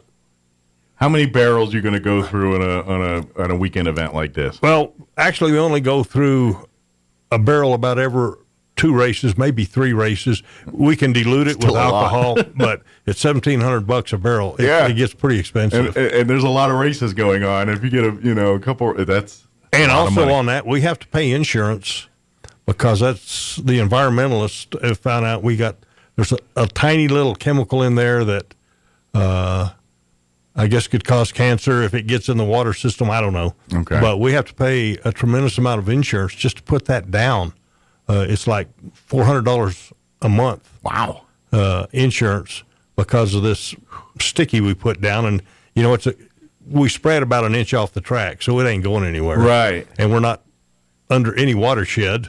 Well, it's too dang expensive to be liberal with it. Oh, you're not. But you know what? We spray the whole track, both lanes up and down. Yeah. And for a race like this, we'll do it twice. So we ought to have some very fast cars, some great drivers, some good entertainment. This is our initial race. We're starting off the season kind of like NASCAR with our Super Bowl. Yeah. This is as good as it's going to get for us out here. Yeah, because I know, I was looking at the online there, and they kind of had the circuit where I think they're going to be in at some point in the next few months back in Albuquerque, then I think like Odessa. Oh, we have they come back here in like June, I think I saw. We have the outlaw motorcycles coming. Okay. That's what it is. Oh, okay. That's what I saw. And these guys are crazy, for a lack of better words. Well, there's always a hint of that. But they have their own venue. They have their own pot, and we've got them here this weekend. And then, I think we're going to have them maybe in June. Okay. But they put on a tremendous show. So extra entertainment value for folks out there this weekend. So if you like seeing the bikes and things, you're going to get treated to some of that, too. These bikes run as fast as some of the dragsters. Oh, I imagine. And they got a lot less around them to do it. It's probably a scary quarter-mile run there, I imagine. Yep. It takes a certain nerve of steel to strap onto a rocket like that. More than I got. Yeah. I mean, I'd be scared to death in a like a dragster or something, let alone on two wheels with no metal around me. Watching the pros do it. They've got the pro stock motorcycles that run in the 6s, and then they have the top fuel Harley Davidsons that run on nitro, and they run in the 5 seconds. Ooh. Which is 5 seconds going a quarter of a mile. And mainly on just the back tire. Oh, yeah. That probably. These guys have to wear a bulletproof vest because they lay down on their motor, and if the motor explodes, it keeps the shrapnel out of their from chest. Exploding and keeping them from blowing apart. Yeah, how crazy is that? Yeah. Yeah, that takes a certain set of mental health things that I don't have to get onto that. So. But we've got a great crew out there. There's some people that have helped us out. It's, of course, the board is myself, George and Roy Stevenson, John Scott, and then we have Ben Thomas has been a tremendous help. Monty Mintz has put our speakers up. Frank Willis has helped us out a lot out there. And most of these guys are contractors that have machinery. I'm just an old retired cop. I ain't got nothing. But they've got the tractors. You can direct them. They got the tractors and the lifts and stuff like that. Sure. And if we didn't have them, we'd be dead in the water. Yeah, because that stuff to get available to you is probably $1 million and more to get that equipment and that kind of stuff. And the knowledge of these guys, HVAC people or engineers or just general contractors, they do it all. Absolutely. So we're lucky to have people. them. Yeah, you're not kidding. And I imagine you're the reason, like you talked about, we got new speakers, we got the new concession stand out there. And then there's me. I mean, I'm just a bump in the road out there. But we've been affiliated with that track since 1986. I think it's when that one was built. But I was affiliated with the one out at the old airport. Yeah, back in the 60s, right? Yeah. Well, that's the history that this one kind of carries with it, is that lineage of it. And that's why, to me, this is why it's so important that we keep, like you said, you weren't even sure if you're going to have the lease here. And so we're so glad that that's resolved. And now it's time let's make this thing, take it to the next level and make this track a tradition and make it a place where it is a mecca for drag racing in New Mexico. And we do get more people involved in the sport and more people enjoying it and getting to see it. Even if you don't want to race per se, come out for a weekend of fun and watching the races and seeing and just seeing the hard work and dedication. And it's a lot of fun. It's going to be a lot of noise. You're going to see half the fun's watching them do the burnouts for 5 minutes before they even race, because they're getting the tires heated up and everything, and they get loud. And I love watching when the tires get, like, once they get full gassed up and you see the air compacts and they grow. They grow. It's pretty cool to watch. I'm just saying, it's just cool to sit there and be a fly on the wall watching this stuff. I'd like to thank the City Commission, Mayor Jennings. When we first started renegotiating our contract or lease out there, it was through the FAA. Okay. And we went from a little over $500 a month rent to $19,000 a month is what they were wanting us to that pay. was a huge. And I get an increase, and you're like, dude, you got to pay more, but that's just ridiculous. But they went to bat for us. I said in many of city council meetings, and they felt our plight there, and good. And we had the one meeting where they voted, and I think we got 100% of the city council. Their hands were handcuffed by the FAA. Sure. But there was a little clause in there about entertainment. So they saw it our way and voted to let us keep our track. Good. and that kept a bunch of happy campers here in Roswell. Well, I'm glad because it's to me it's part of the fabric of this community. It's what are the things that make our community great? And I would argue that dragway is one of those things. It's the only thing now, but is it one of those things? Absolutely. And we need to support and foster and groom that into becoming something bigger and more, give it some more exposure, I think. There's not a whole lot of things to do here in Roswell. We complain all the time. You can go to the movies, you can go bowling, you can do a few things. But for $15, you can go out all day long and stay out there. And sometimes it gets boring. Sometimes we have to shut down because we got oil on the track or whatever. But where else can you spend all day for $15 in entertainment? And it's a car show, it's a drag race, it's an event, and we try to make it a big event. Absolutely. So, and it's going to be again. Friday at 4:30, we're going to open the gates. Track will be hot within a little over an hour. We'll have cars going down the road. And then Saturday at 8 o'clock, 9:30, we'll be going down the strip. Be a lot of people overnighting out there. Some of the races that are coming in from bring Texas RVs and RVs. Camp out there for the weekend. We're going to allow that, which we very seldom do. But being a back-to-back 2-day race, it's going to be fun. It's going to be thrill-packed, and I just can't wait to get my car on the track. Not to mention, for those that maybe you're not going to come out, don't forget, we're going to have a lot of out-of-town folks in town this weekend. Be, as you always are, good ambassadors. When they're like, new to town, where's a good place to eat? Tell them the places you like to eat. Tell them the places you like to visit. You see that big old long trailer, they're out of town. It's not furniture. It's somebody's $100,000 race car in there. Yeah. Welcome to town and show them your favorite places and things. Exactly. So, yeah, that's something I think we as a community are very good at. I know a lot of people that come visit Roswell for various reasons, and they always say, people are so nice and let's keep that tradition going for these racing folks this weekend. Right. Well, thank you. Yeah, because they're going to be back in, time and time again, hopefully. Well, we race once a month. Usually the Friday night's a test and tune, and then the following Saturday. That's what's on our schedule now. We're going to be adding some more special races like the Southwest Superchargers, which are all the 12, 14 dragsters show up. Okay. That's where things get really fast and loud. and just some nitromethane races, stuff like that we've had in the past. Yeah, you've had a few of those like jet racers and everything else show out. We had a jet out there. We had the nitromethane, and Mayor, if you're listening to this, I took him out right on the starting line and had a nitromethane pickup blow up about 5 feet from us, and we both thought we had been shot and were dead, but we weren't. We both had to go home and change our pants. Well, that and go to the ear doctor the next day. Right. But it was a good time, and he enjoyed it, and I don't think he'd ever been to a drag race, and We've asked all the city councilors just to come out, absolutely, and see what they voted on. It's a lot of fun. It is. It's a fun. That's what I love about it. It's fun. It's family friendly. It's salt of the earth. It's just a bunch of people out there having a good time. Sure, it gets competitive because it's racing. Racings get competitive, and especially, these drivers all know each other pretty good. And some have histories and probably a little bit of rivalries and some things, but they're all good buddies. And sure, we'll talk smack on the track, but they'll go to the nth degree to back that dude up in the pits. You know what I mean? And or other aspects of life. There's guys out there when I line up, I look over and I see Monty Mintz, and I go, oh my goodness, I'm going to have to pull one out of my to beat him, or Rick Hammond, or some of these guys are just really unbeatable.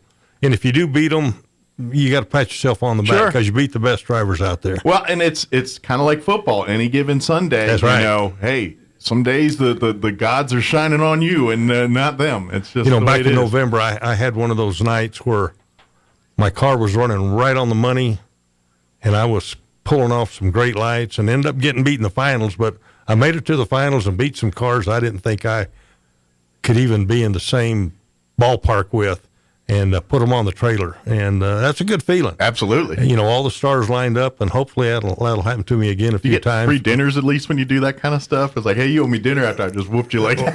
well, no, because I'm just glad to get the white ticket when you come through the booth instead of the yellow one. I'll take that one instead here, too. Hey, I got some, just gee whiz curious, just because I know these vehicles and everything, they're very finely tuned and things. How much tuning and stuff goes on based on weather and things? Like Friday night when they're racing.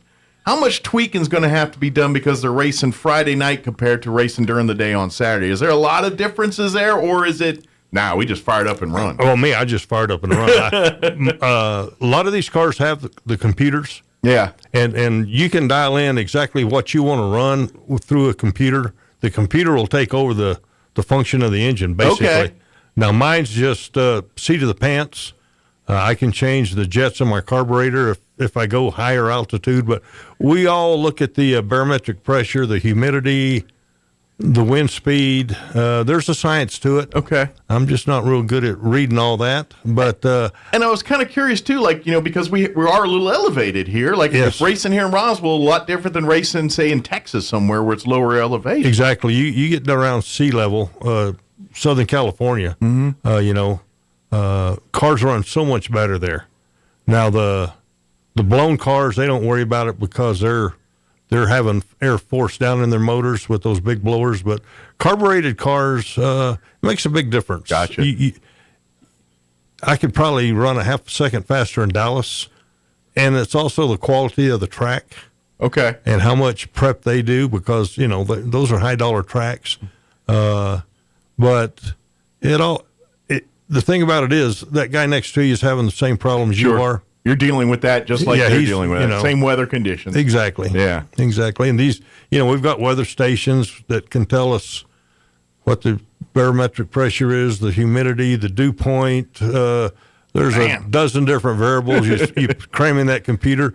Unfortunately, I don't have one of those. Well, and to be honest, I imagine driving some of these cars, you put some wings on this thing, it's like riding an airplane. Oh, yeah. You know what I mean? We got some super duper fast cars out there and what's fun is to watch a car do a big old wheelie.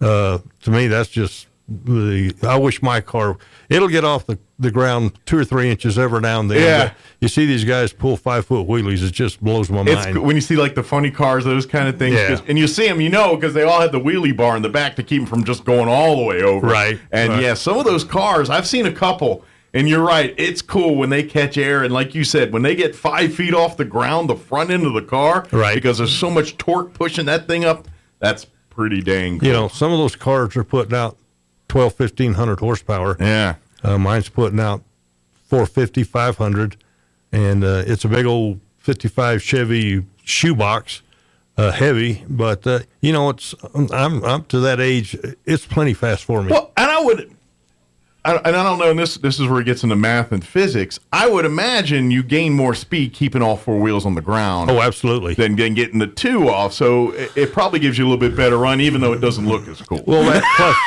plus it keeps your front end underneath the car. You slam it down hard, and then you're breaking something. You're breaking something. Yeah, and that's what you don't want to do. And I would imagine you break something enough on racing. The last thing you need to do is doing it by unnecessarily doing things like that. Because don't be if you love racing or into it, don't be misunderstood.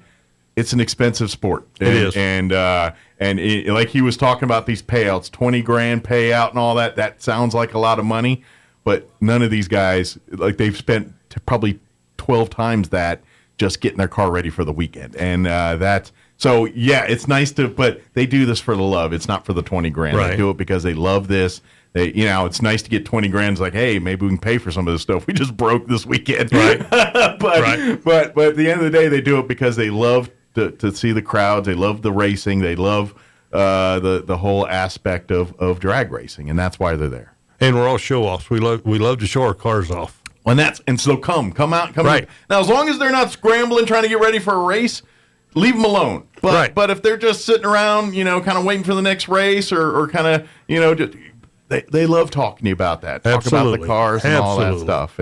But if they're trying to get lined up and trying to get ready, or if something broke and they got 5 minutes before they got to be up at the tree, then stay out of their way. But if they're just kind of in limbo there, talk to them. They love to talk to you. Who knows? You might even get to sit in it, and depending on the driver and what you get into conversations about, shoot, you might end up on the team at some point. I love to let little kids sit in my car and mom and dad take pictures. It's a lasting memory, and maybe that kid will get him a junior dragster and that's another category. We're going to have the junior dragsters out there. So getting some of the young generation involved. Those little cars just amaze me. They're noisy. They're a chainsaw going down the track, but they put out so much power. And you can race a junior dragster at 5 years old. That's great. Up to 17. And it's great for these kids to get that experience, obviously under supervision and everything, but why not? I mean, if they get bit at that age, I mean, how many of us at 5 were watching cartoons and wanting to see, I want to drive that Optimus Prime Transformer or whatever, you were into as a kid, a speed racer or Doom speed buggy, whatever, depending on how old you are. Yeah. We all dreamed of that. And now these kids actually get to go out on the weekend in a safe environment and go, be speed racer and get bit with that bug. They'll take a 5 horsepower Briggs & Stratton motor and can get 50 horsepower out of it. Yeah. With the heads and the whatever they do. Oh, we have just those unbelievable go-karts back when we were kids. I had a 2.5 horsepower Briggs & Stratton. Yeah, I think mine was like 2 or 3 horse. It was with a pull rope that always broke. Yeah, so, It was basically your lawnmower without the blade. Exactly. The steering wheel. Exactly. Well, again, a recap. Friday, 4:30. Yes. Gates open.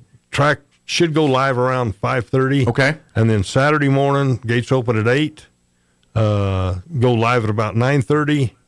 And race till the middle of the afternoon, and then everybody can have Easter Sunday to themselves. Go and have a nice family. And like I said, bring the whole family. Bring absolutely. them out. Like you had mentioned earlier, if it's your first time out there, bring plenty of sunscreen. Bring some hearing protection, some earplugs or something, especially for the young kids, exactly. Because it does get loud out there. There are a bunch of engines.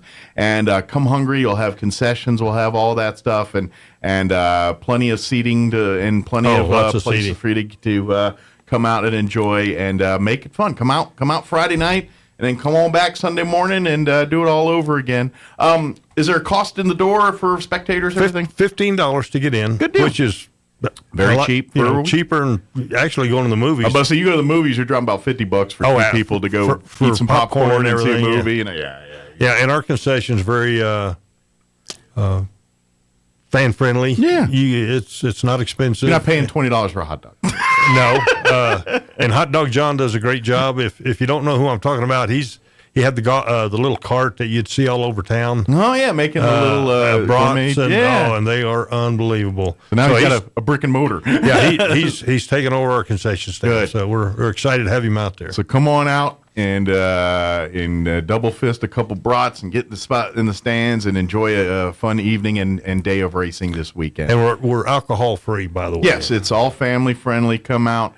And just come have a good time. And like we said, if you get interested, go talk to the folks. Talk to who knows, we might get introduced to your next passion. There you go. This weekend. So absolutely, come on out.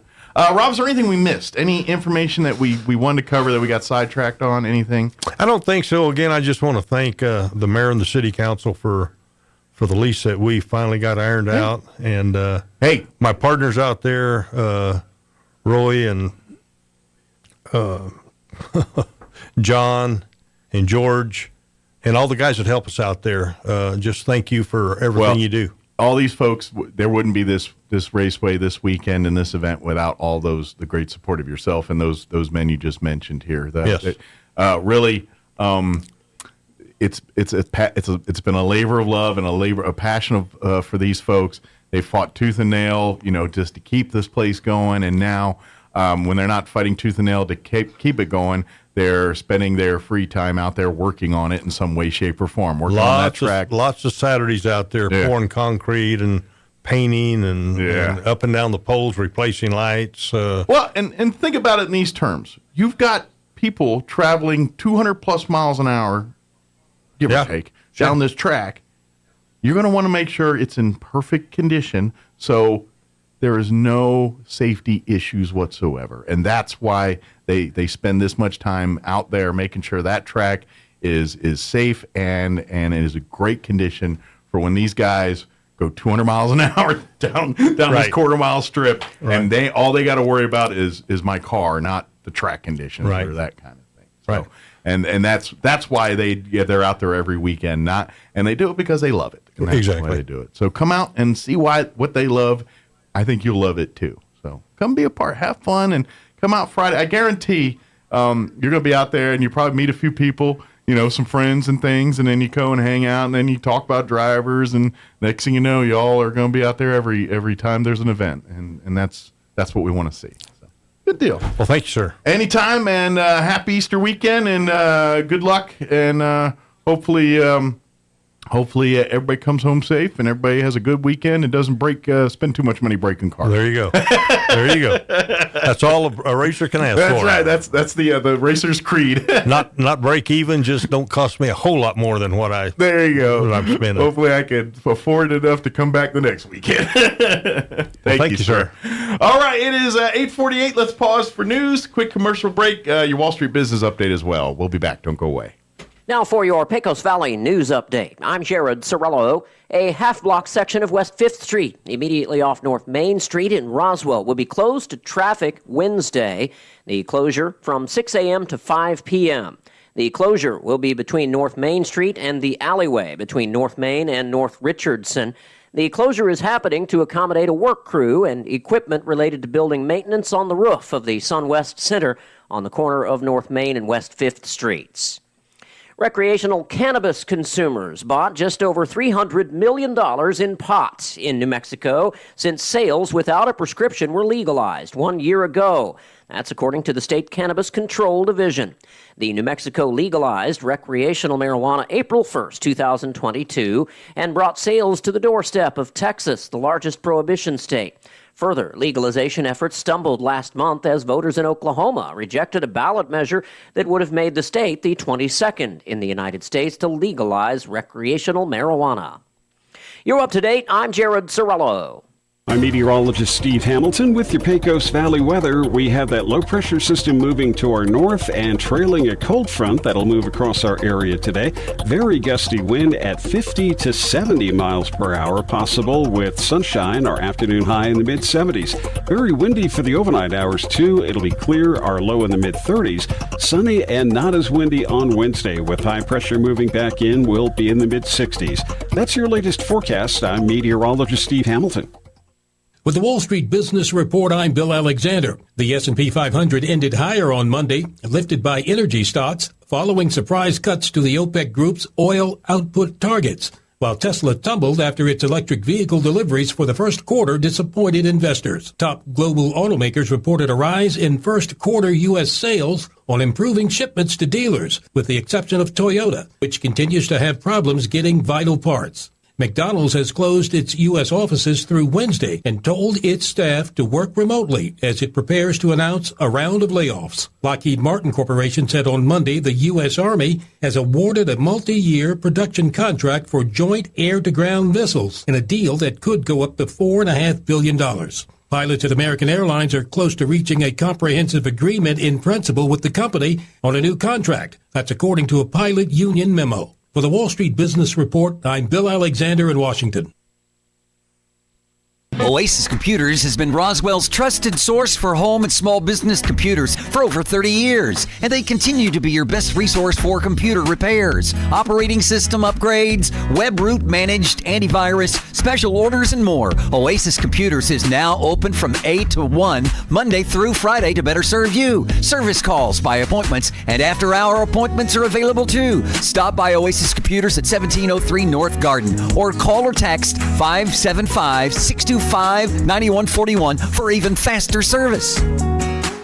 Hi, I'm Dr. Keon at Carabelli Dental. Same-day smiles are what we do. My passion is helping patients chew, talk, and live with confidence. That's why I'm one of the few doctors in the U.S. who can create beautiful same-day smiles with the latest digital implant technology. This procedure is life-changing. Just ask Sean. Hi, I'm Sean. I've been that voice that you've heard on the radio for most of my life, but I'm also a dad to 2 amazing kids. I've had a million reasons to smile, but in all my old pictures, I was never smiling. Truth is that life of improper care and being dealt a bad hand genetically left me practically with no teeth.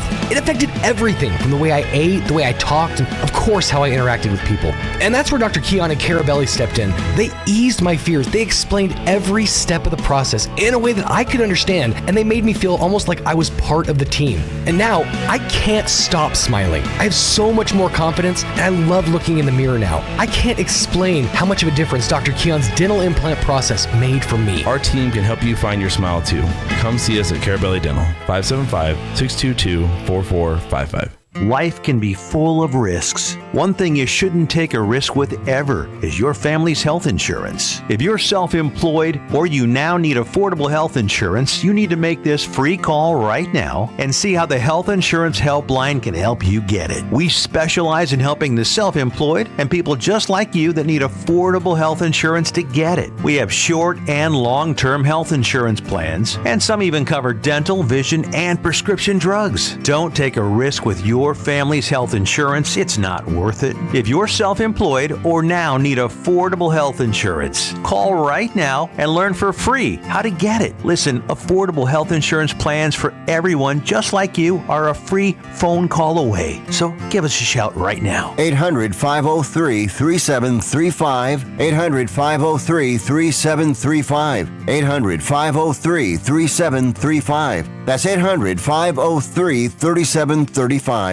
Seems like the whole town is talking about Roswell Ford's mobile service van. Apparently people really like the idea of getting routine maintenance and minor service done at work or at home instead of bringing it in.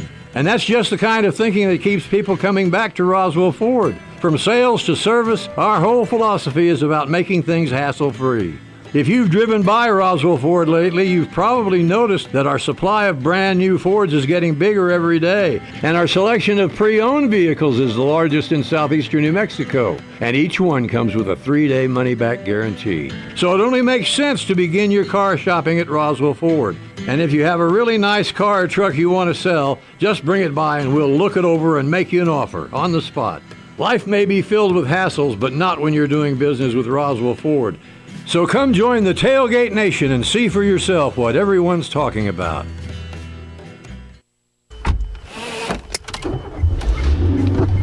Mama, what does the chicken say? Chicken. Oh, okay. When the wolf? Oh, a wolf. Ooh! What about the tiny dog? Cat. Owl. Dolphin? What does the turkey say? Whale. Whale sound. Do the giraffe. Giraffe, really? Okay. Giraffe. You're not going to get it all right. Just make sure you nail the big stuff, like making sure your kids are buckled correctly in the right seat for their age and size. Get it right. Visit NHTSA.gov/the right seat. Brought to you by the National Highway Traffic Safety Administration and the Ad Council. Here's a Mornings with Mike Winters fun fact. You burn more calories sleeping than you do watching television. For the ultimate workout, fall asleep in front of the TV. Here's Mike Winters. And good morning. It is 8:56. Got a few minutes before we get to the top of the hour and news here. Hey, don't forget, Roswell High School here on April 21st will be having a big career fair. It's for both the students and for the general public. It's going to be happening on April 21st, and it's going to be at the big gym there at Roswell High School. In the morning, from about 8:30 to about 11:30, they're going to be having the students go through, and they're having businesses and organizations in our community talking to each of the kids the students about career opportunities at the various jobs and things that are there. Then after 11:30, when all the high school kids have gone through, from 11:30 till about 12:30, 1 o'clock, they're going to open the gym up to the public for a job fair. So Roswell High, right now, they're looking for participants to be, if you're a business or organization and want to speak at the event, and if you're looking to hire employees, then they would love to reach out. Call Roswell High School, talk to the guidance counselor. I don't have the phone number handy. I apologize. But call Roswell High School and tell them you want to get in on their career fair. It's April 21st. Your commitment will be the seniors will start rolling in at 8:30, so I imagine you get there about 7:38, setting up and getting ready. And then you should be done about 1 o'clock. And then you're free to go back and do your day. So it's not an all-day thing. And if you're looking for employees, both today and potentially the next generation, then sign up for the career fair. But it's going to be happening again April 21st there at the Roswell High Gym. So definitely sign up if you get a chance and participate. Also want to let your high school seniors and college students know the Historical Society for Southeast New Mexico, the deadline has not passed. Originally, the deadline was March 31st to get your applications in for the Hayes Family Scholarships.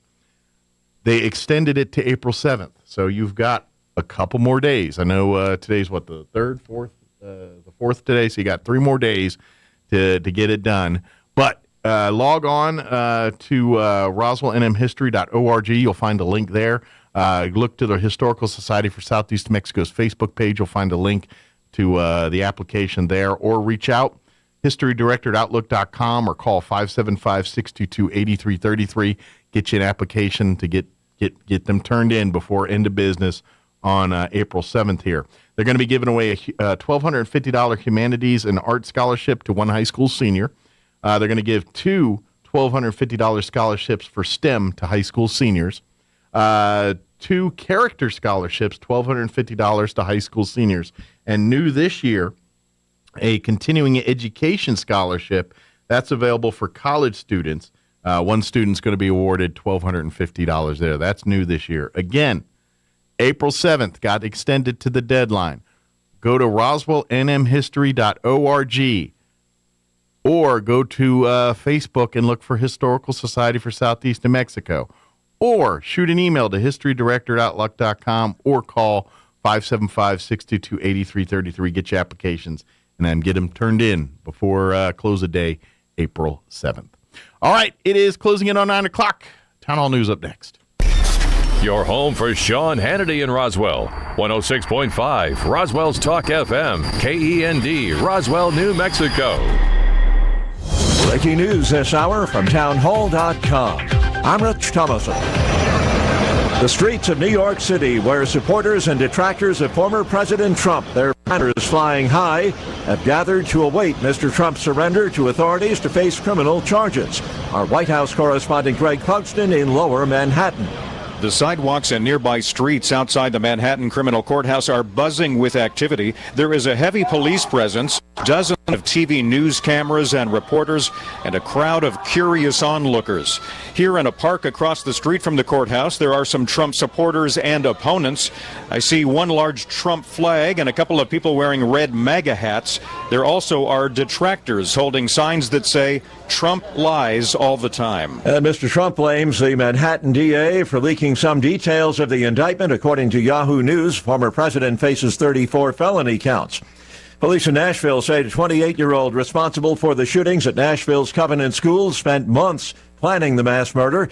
Several Democrat state lawmakers involved in the recent storming of the Tennessee state capitol being reprimanded. The 3 are being stripped of their committee assignments and face expulsion after taking part in gun protests that saw protesters storm the legislative chambers of the Capitol. The GOP-controlled House voted to remove Representatives Justin Jones, Justin Pearson, and Gloria Johnson from their committees on Monday. Tennessee House Speaker Cameron Sexton said their actions were unacceptable and a violation of the rules of decorum. Resolutions have been put forward to remove the 3 from the legislature. Tasha Stevens reporting. Job openings slipped to 9.9 million last month, the fewest since May of 2021, a sign the job market may be starting to cool in response to Fed interest rate hikes. And watching Wall Street, stocks are in the red. The Dow down 159 points, while the Nasdaq is off 36 points. More on these stories at townhall.com. Everybody wants cheap airfare, but where do you find it? You call low-cost airlines. Their prices are direct from the airlines, and they're so low you can't find these fares published anywhere. They specialize in cheap flights, discount hotel rooms, cheap car rental rates, and great package deals anywhere around the world. Wherever you want to go, they can help you get there cheaply and with a best price guarantee. If you want the lowest prices on your airline tickets or other travel services, call now. That's right, call. That's the only way to get these rates. Experts are standing by 24/7 to get you the cheapest airfare and hotel rates available. So don't wait. Call right now for the lowest travel prices anywhere and for great last-minute travel deals too. Call 866-755-5300. That's 866-755-5300. Again, that's 866-755-5300. Call us right now. It's the end of the line for a British billionaire's space venture. Sir Richard Branson's Virgin Orbit, the satellite launch company, halted operations weeks ago and announced it would cut 85% of its workforce. Now it has filed for bankruptcy in the US after failing to secure fresh investment. Earlier this year, Virgin Orbit rocket failed to complete its first ever satellite launch from UK soil. The mission had been billed as a milestone for UK space exploration, and it was hoped it would mark a major step in the country's satellite manufacturing and rocket building. But the company has had financial troubles and said despite great efforts to address them, filing for bankruptcy was the best move. That's BBC's Michael Race. Nigel Lawson, the tax-cutting UK Treasury chief under the late Margaret Thatcher and a lion of conservative politics in the late 20th century, has died. He was 91 years old. He led the Treasury from 1983 to 89. Breaking news and analysis, townhall.com. Almost 43,000 people died in traffic accidents in the U.S. 2021. That's the highest number in 16 years, with deaths due to speeding and impaired or distracted driving on the rise. The 2021 final numbers released by the National Highway Traffic Safety Administration confirmed earlier estimates showing a 10.5% increase in deaths over 2020. The number of pedestrians killed rose 13%, while deaths of unbelted passengers were up 8.1%. John Scott reporting. They are heading back to the polls today in Chicago. It's a mayoral runoff with two Democrats vying to lead the crime-plagued city. The race pits former Chicago school CEO Paul Vallis, endorsed by the Chicago Police Union and major business groups, against Brandon Johnson, former teacher and union organizer who is backed by the Chicago Teachers Union. More on these stories at townhall.com.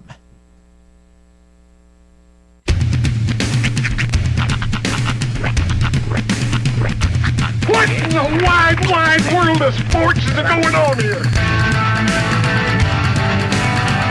I promise you, whatever scum did this, not one man in this force will rest for 1 minute until he's behind bars. Now let's grab a bite to eat. Yeah, come on. I feel the hot wind on my shoulder and the touch of a world that is older. I hit the switch and check the number. I leave it on and then I slumber. I hear the rhythm ringing through it. Flamenco guitar and cumbia music. I hear the talking of the DJ. The travel listen, what does he say? I'm on a Mexican radio. I'm on a Mexican radio. Broadcasting live from high atop the J.P. White Building in downtown Roswell, New Mexico. It's Mornings with Mike Winters on 106.5 Roswell's Talk FM. Is that what I sound like when I talk? Now, here's your host, Mike Winters. And good morning. It is 6 minutes after 9 o'clock. Welcome to hour number 3. Crazy Piernos. A lot of hit. Here on 106.5. It's just his He's not a good screen ratio. Nobody can see what we're talking about, but the guy who's on screen right now, his top of his very bald head is the top of the screen. It's like that scene from one of the Austin Powers movies where he's staring at the mole and he keeps going, mole. I'm just like, hey. It looks like he's squatting down to tell us a secret. Yeah. But if his beard was slightly longer, he looks like Stalin. Kind of? Or Lenin, one of those. I don't know what it is. One of those Russian. Yeah. You make that beard like a little more pointy. He just looks like he's down whispering to the camera. It's like, back up a little bit, man. Where's his Give question mark space. suit? Tell us about his great deal. But anyway. I miss Matthew Lesko. That dude was awesome. Did he pass away? I don't know. I think we've had this question before. I think we played this game, and I believe he's still with us. Do you think he's just made Probably enough just retired. money off his brochures that He's just filled out enough grants that he's paid for he's life. sitting on some beach somewhere in question mark bathing suit, like a little question mark Speedo, drinking Mai Tais on a beach somewhere? Yep, he's still around, still with us, and he is still doing it. Oh, is he? Yeah, it says in 2023, the government's giving out an average of $14,356 per person per year. Here's how to get your share.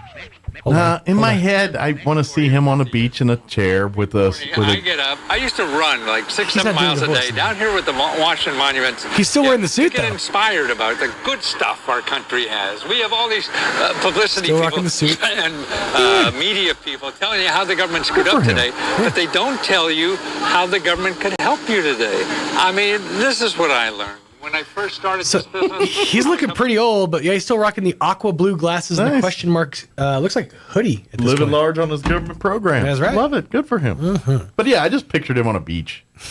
Almost though, in my head, it's like a cross between. He's in the Speedo with the Mai Tai and the question marks on the Speedo. I figure just one, just in the front. But I'm wondering, should it go more like a Riddler / Clockwork Orange look? Like, I want to see him there, but I want him in a derby of some kind. A derby hat, Speedos. Derby hat. Well, now, what if instead of Speedo, we went Borat swimsuit? Okay. It's just the stretched over the shoulders. Like the singlet? Yep. The wrestling singlet? I'm okay with that. Mai I'm Tai okay in with that. hand. But he needs the derby hat. Mai Tai in hand, pen in the other hand so that he can fill out grant applications. Absolutely. That's in the glasses. Yes. Yeah, of course. On a beach.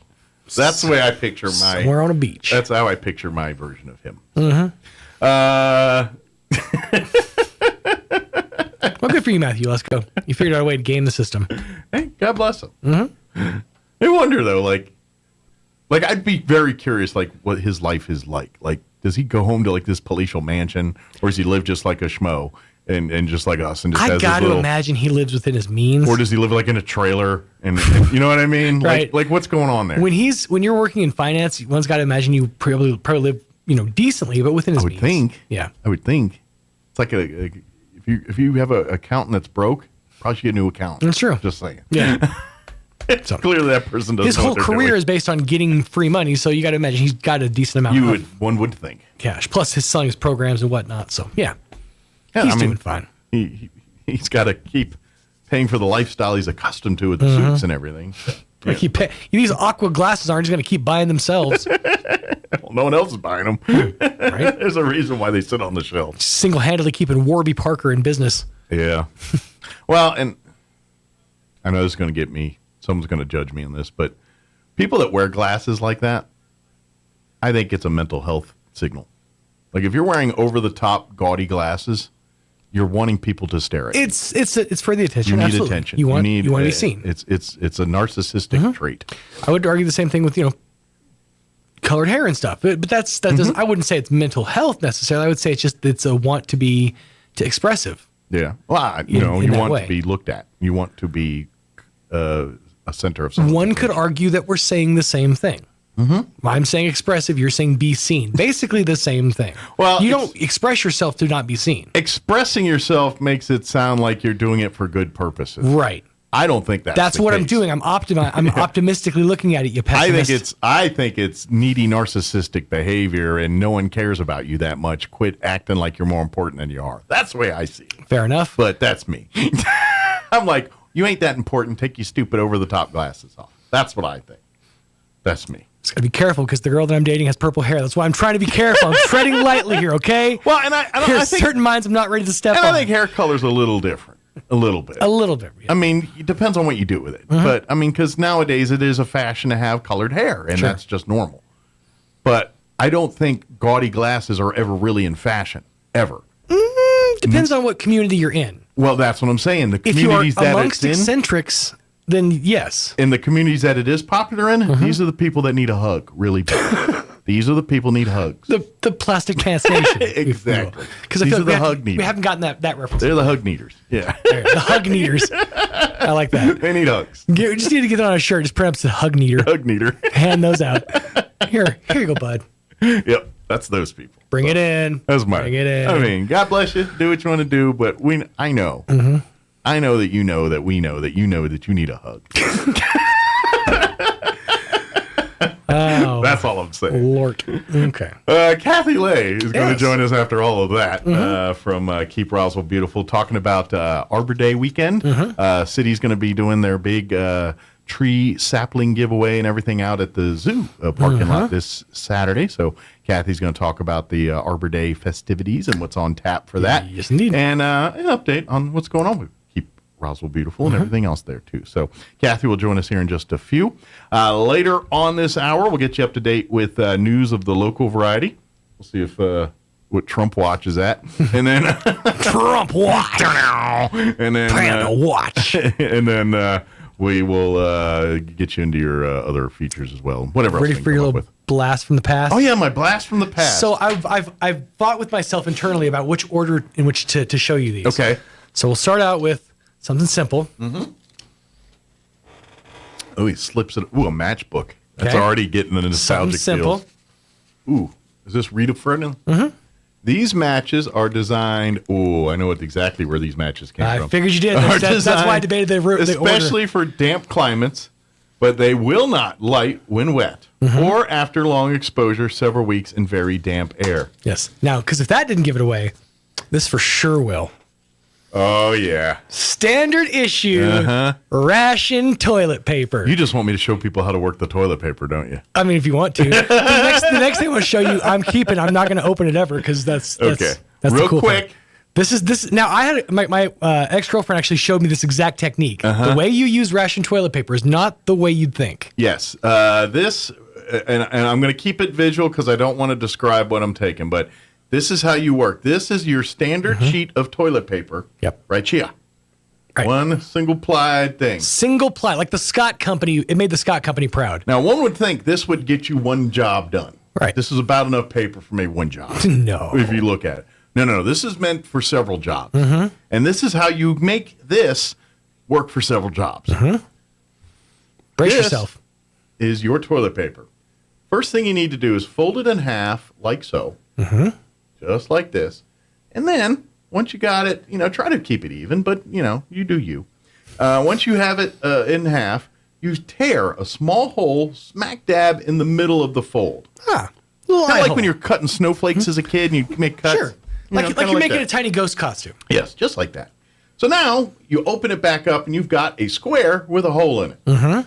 Now that you've got a hole, you got to put something in the hole. You know what goes in the hole? Your finger. Yes, sir. And your finger goes right here through this hole. See? Just like this. Then you proceed to use your finger to clean. When you're done cleaning, you take your one sheet of toilet paper and you grab it and tuck it around said cleaning finger and pull it up to There you wipe go. off that clean finger, and you're ready to go back And to you're war. ready to continue eating your MRE. And go back to war. And that's how you use There you go. the standard GI issue. Well played, sir. Well played. Thank you. Finally. And the final, the Tabasco That's classic. bottle. Is that not? And it's even got that, I'm really old and the discoloration is gone. Pretty sure the MRE I just sampled this out of was from 2006 is the closest estimation. And by the way, everything in it, still edible. Oh, it is. Not 100% enjoyable, still consumable. And this hot sauce would be right there with it. Yeah, this is the official baby. Kind of green, kind of red. How many ounces is it? It's 1.5, I think. 1/2 ounce of one half hot ounce. sauce. Nice. You know what? I remember in the newer MREs, this was mid-90s again. They slipped a few of the green ones. Oh, yeah. Remember the green Tabasco when they were kind of new there in the mid-'90s? Mm-hmm. I remember pulling an MRE out, and I had one of these, but it was the green one. Now I'm sure it's this gray-brown like all the rest of them. Right, exactly. They all fade into that color. but yeah, a little blast from the past for you. There you go. And these matches these are just, you should keep these around just because you don't see books of matches anywhere. Mm-hmm. This is neat.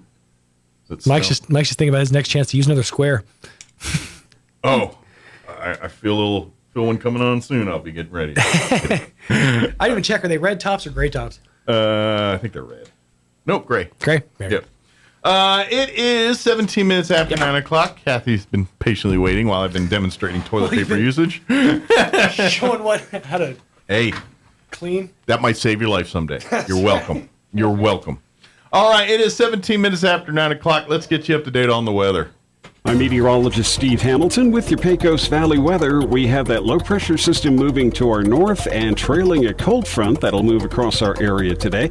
Very gusty wind at 50 to 70 miles per hour possible with sunshine, our afternoon high in the mid-70s. Very windy for the overnight hours, too. It'll be clear, our low in the mid-30s. Sunny and not as windy on Wednesday with high pressure moving back in. We'll be in the mid-60s. That's your latest forecast. I'm meteorologist Steve Hamilton.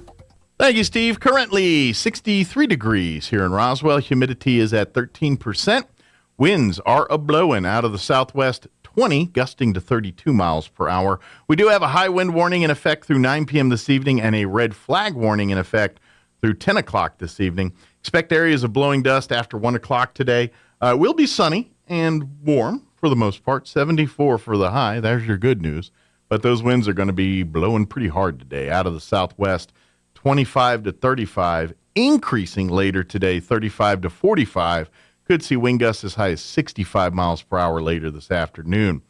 Areas of blowing dust for tonight, mainly before 7 p.m., then mostly clear with an overnight low of 33 degrees. Winds will keep a blowing this evening out of the southwest, 25 to 35, gusting as high as 50 miles per hour. We'll see those winds drop down 15 to 25 after midnight tonight. For you Wednesday, sunny tomorrow, cooler, 65 for a high, but with it, less winds. Northwest winds 10 to 15 miles in the morning, decreasing 5 to 10 after for the afternoon on Wednesday. You don't see that often. Wednesday night, mostly clear, overnight low of 34, southeast winds 5 to 15 miles per hour. Thursday, sunny skies and highs around 71, north winds 10 to 15 miles per hour. Friday, for Good Friday, mostly sunny and 68. Saturday, mostly sunny and 77, and for your Easter Sunday, mostly sunny and 86 degrees. All right, it is 19 minutes after 9. We're going to take a 3-minute commercial break, and then Kathy Lay with Keep Roswell Beautiful will join us on the other side. Don't go away. You're listening to Mornings with Mike Winters. Your destination for health is closer than you think. You don't have to drive hours for personalized care. You can get high-quality health care right here, close to home, at Artesia General Hospital. From hip, knee, and shoulder replacements to sports injuries, general surgery, pain management, and wound care, our providers will help you get back to doing the things you love right here in Southeast New Mexico. Artesia General Hospital is here for you when you need us. To learn more about some of our key service lines, visit artesiageneral.com/closer. Hi, this is Melanie from Glenn's Furniture, and I want to tell you about our store-wide sale happening now. All items in every department are on sale. Upgrade your living space with power reclining sofas and love seats or beautiful sectionals with charging ports. Create ambience with amazing table and floor lamps. Get that long-awaited restful night's sleep with a new Serta mattress. Every department is on sale from our existing prices, so come down to Glenn's Furniture on the corner of Union and Alameda, where delivery is free since 1953. Wakefield Oil Company is a name you can rely on with full service at the pump the way it used to be. You can expect service in just 15 seconds. They offer bulk fuel and oil services and even diesel exhaust fluid. Wakefield Oil Company will deliver to farms, ranches, dairies, the oil fields, and more with dependable service you can count on. So the next time you need service or delivery, go with the name that locals have trusted since 1983. Wakefield Oil Company, 311 South Virginia in Roswell. Let them earn your business. If you need a Kubota that works and plays hard, stop looking. You'll find everything you need at Amigo Machinery. When it comes to tough Kubota tractors, mowers, construction equipment, and utility vehicles, all with low-rate financing, Amigo Machinery is your one-stop shop. We are passionately committed to providing our customers with the highest quality products, most innovative solutions, and services delivered with integrity and professionalism. Stop by Amigo Machinery in Roswell or see us online at amigo-machinery.com. It's the first day of the first grade, and she found a new best friend. It's a laid-back Sunday afternoon you wish would never end. The homemade taste of Bluebell and good friends gathered round. The good old days are being made right now. Have you noticed that most ice creams now come in smaller cartons? Not Bluebell. We're still making a full half gallon and a full pint of tasty goodness. Bluebell wouldn't have it any other way. The good old days are being made right now. The good old days are being made right now. Look for Bluebell ice cream at Smokey's Country Market in Capitan and all Farmers Country Markets. Here's a Mornings with Mike Winters fun fact. A group of 12 or more cows is called a flink. If you have only 11 cows, that's called a lot of cow pies. Here's Mike Winters. And good morning. It is 22 minutes after 9 o'clock, and joining us in studio this morning from Keep Roswell Beautiful. I know it's hard sometimes. I have to stumble after 2 years going. I know it still wants to flow off the tongue the other way, but Kathy Lay is with us this morning. Good morning, Kathy. Good How are morning, you today? Mike. I'm good. Well, yes, for the last couple of years, she's been holding down the fort to Keep Roswell Beautiful and keeping, kind of.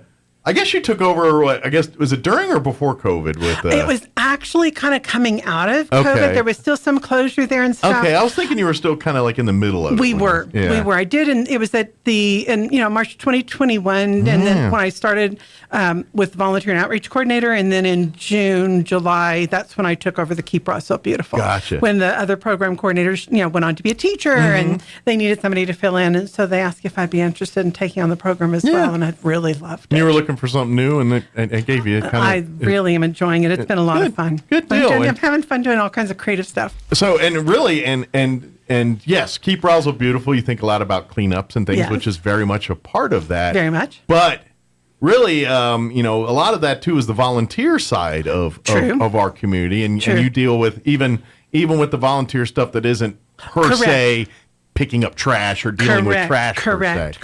So because I'm the volunteer and outreach coordinator, and so we have like a volunteer application that people can fill out. And I always encourage people, because of insurance liability and things with the city, that we do a general kind of background check and the sex offender registry check. Because of insurance liability, I encourage people, if you have something in your background, that as much as we love to have everybody with volunteers and stuff, we do ask that make them aware of the fact that because of those limitations, that we approve volunteers that have no kind of violent history or no kind of arrest warrants that could be put the city in liability. We don't judge people in that. Sometimes it's things that happened a long time ago, but we still are limited because of insurance liability. Absolutely. But we take in volunteers that can do other department work. They can help at different like parks or the museum or the library or Keep Roswell Beautiful. I look at it as for an opportunity for like younger college age students as almost internships. We've been doing great like if you're with that. into veterinary medicine and wanting to be a vet, maybe volunteering at the zoo might be kind of a good hands-on training for that path. The different areas and stuff, we've been able to have intake with that and to be able to plug them into different things that maybe are appropriate to what they want to do. Sure. And so that's something that I do with volunteer and outreach coordinator. With the Keep Roswell Beautiful, we're doing all kinds of projects because, like, for example, with the Arbor Day stuff, with the giveaways, we did, first with our litter prevention campaign. That was one of the things we came up with, the idea. It's really fun. I've got my shirt on today. It's like, I don't know if you guys can see it. Turn so you see. Which camera? That one? This one right here. That one right there. Yeah. Can you see it? Yeah, there you go. Okay, there we go. Nature is watching you. Leaf no litter. And so we did that with the big billboards. We also bought faces, and the parks put them in the parks and the trees. Right. If you look around some of the parks, you'll see faces up in the trees. That is based on the concept that when people feel like they're being watched, they tend to do the right thing. They did a study in a convenience store with no staff. The people had little hidden cameras. They monitored how many people went in, got their stuff, and then self-checkout and paid, and how many went in and got stuff and just walked out. Then they put pictures of watching faces by the cash register. 40% more people paid. They've done all kinds of studies that show that people will do what's socially correct if they feel even the sense of being watched, even though they know they're not being watched. So we thought that would be kind of fun to do that because it's a reminder that nature is always watching us. Absolutely. So we did our big billboard. You'll see in the parks, this sign is in the parks now. We got 40 of these metal signs, put them up in the parks just to remind people, environment is always impacted. We're part of nature, but the environment is always impacted by the litter we leave, the plastics we use, the trash we throw on the ground, the cigarette butts that are full of toxic chemicals and stuff. So we're trying to encourage people, stow it till you can throw it, take it with you, throw it away, and use trash receptacles, do the right thing because nature is watching. You're being watched. Let's face it, these parks are meant for all to enjoy. That's right. And by you littering and doing those things, you're kind of crapping on everybody's. Yeah. You know what I mean? That's and not to mention the next generation. Because let's face it, the litter, the trash. Guess what? Also, that brings crime elements. People that are doing nefarious things, and then people all kinds of pests like rats, mice. Sanitary, health and safety, mosquitoes, all these pests that come in because of litter and trash. Plus the plastics are toxic. Well, you hear about the plague and these things from long before we were on this earth. Right. Guess what? All of that could have been avoided if there was some health and sanitation. Yeah. And even for their time, some basic sewer cleanups and things, then that would have been avoided. This is all we're talking is you keep this litter. This is because if this goes unchecked, then we're talking about the plague and things like that again. So just all kinds. I know that's a big leap, but that's the plastics actually don't decompose. They don't turn back into dirt. They actually turn into microplastics, and those microplastics then release the chemicals, and it leaches into the soil, into the groundwater. There's all kinds of impact that it has on us, in addition to the crime element, in addition to there's more fires, the property value decreases, the wind blows it on other people's yards. So, you may think, I'm going to throw it here, it's not going to bother me, but it can blow in other people's yards, including yours. Well, it's kind of like, in the Albuquerque you see, where they'll do the ordinances banning plastic bags in stores, and I'm like, I get what they're trying to do, but it doesn't matter. It's not the bag's fault. It's the people. Right. Like, you can have the bags, just dispose of them properly instead of letting them blow around and throw them. If you actually, and that's another thing too, is even when people throw them in the trash, make sure you put them in something with a lid or something that doesn't let it blow back out. As we know today, the wind is awful. It is one of the things that we have to fight against with litter, because it will blow it out of the trash cans if you don't bag it. If you have a load you're going to someplace with, make sure you cover the load so it doesn't blow things out of your truck. You don't have loose things in the back of your truck when you're driving down the road, things like that. Just being responsible for those small things, and even real small choices. I actually go into schools. In fact, if there's any teachers there that would like me to come to your classroom, I go into schools and I do a presentation, and I give away free stuff to the kids, and I do hands-on role play where we talk about two very, very simple choices, and that is when you go into a restaurant, when somebody brings their drink, say no to the straw. The plastics that are in straws, we could wrap around the planet like 2.5 times per day in the United States for how many straws we use. And those are, again, they're plastic, they're single use, they turn into microplastics. So saying no to the straw unless you really need one, just if just even say 100 people out there that hear me do that one time this month, that's 1,200 less straws in the landfill and things. And then even if you really need one, bring your own. Well, you can. Yeah. But even, it's like, I understand that's hard sometimes for people to remember to do that. Yeah. But just choosing when you don't need the straw, say no to the straw. And the second thing is a reusable bag. I've got these really cool nifty bags here that we're going to be giving away at Arbor Day. Cool. They're folded. They'll fit in your purse. They'll fit in your pocket. It's a reusable bag, so you don't need as many plastic bags. So you can put all your coffee cups and everything in there. Well, when you go into, let's say you pop into the store and you just need a few things. You've got a bag already handy. You don't need a grocery plastic bag. Yeah. I've also got, we're going to be giving away at Arbor Day, these reusable totes. Great. These big totes are what we're going to put all the goodies in that we're giving away for Arbor and Day. then when you go shopping, you can use it to bring your groceries. When I do big shopping, I take a bunch of these in. When I'm just going to get one or two things, I pull this out of my purse and I use this little one. And then after I get home, I fold it up, I put it back in the little pouch, and I put it back in my purse. These kinds of things make a big difference in the long run for reducing the amount of plastic. And we I use. would also argue that one in your hand there that you're holding up. Yep. If you keep that in your car and use that as your car receptacle, so when you get your water bottle or whatever, instead of throwing it on the floor, just throwing it out the window, I have something for you. You have a place to put it, and then you can throw it all away when. There you go. A toss and wash see bag. this? I am giving these away at Arbor Day. There, now you can save your other bag and use that one. Yep. This is a car trash container. I have got 1,000 of these that the New Mexico Department of Transportation gave me. They snap onto the headrest bars. Okay. Like this, right? I will give these away at Arbor Day as well. So if you come out for Arbor Day Saturday morning, 9 to 11. We'll give you all the details at here. the zoo. You can go to the Keep Roswell Beautiful New Mexico Facebook page that's on the events. So if you missed some of the details of it, look up, go Google Keep Roswell Beautiful New Mexico. And then go to our Facebook page, and you will find the event with all the details. We're going to give away car trash containers. Nice. We're going to give away these totes. The totes. We're going to give away the folding totes. Nice. It's So like we a bag have of swag all here of for these. everybody. Yep. Oh, yeah. And I'm going to leave these with you, Mike. So, Okay. yay, Well, you get thank all you. of this. Yep. And we are going to be giving away these reusable tumblers. Nice. They're made of wheat. Yeah, they're recycled stuff and everything. They're great. They're branded with Keep Roswell Beautiful, but they're reusable for coffee, for drinks, and they're for water. durable and like dishwasher They're safe nice, and all they're pretty. all the conveniences Yep. of it they have. And they're made of some sustainable material. They're a composite that has a little bit of. Is the it stuff similar that's to like the wheat. benches?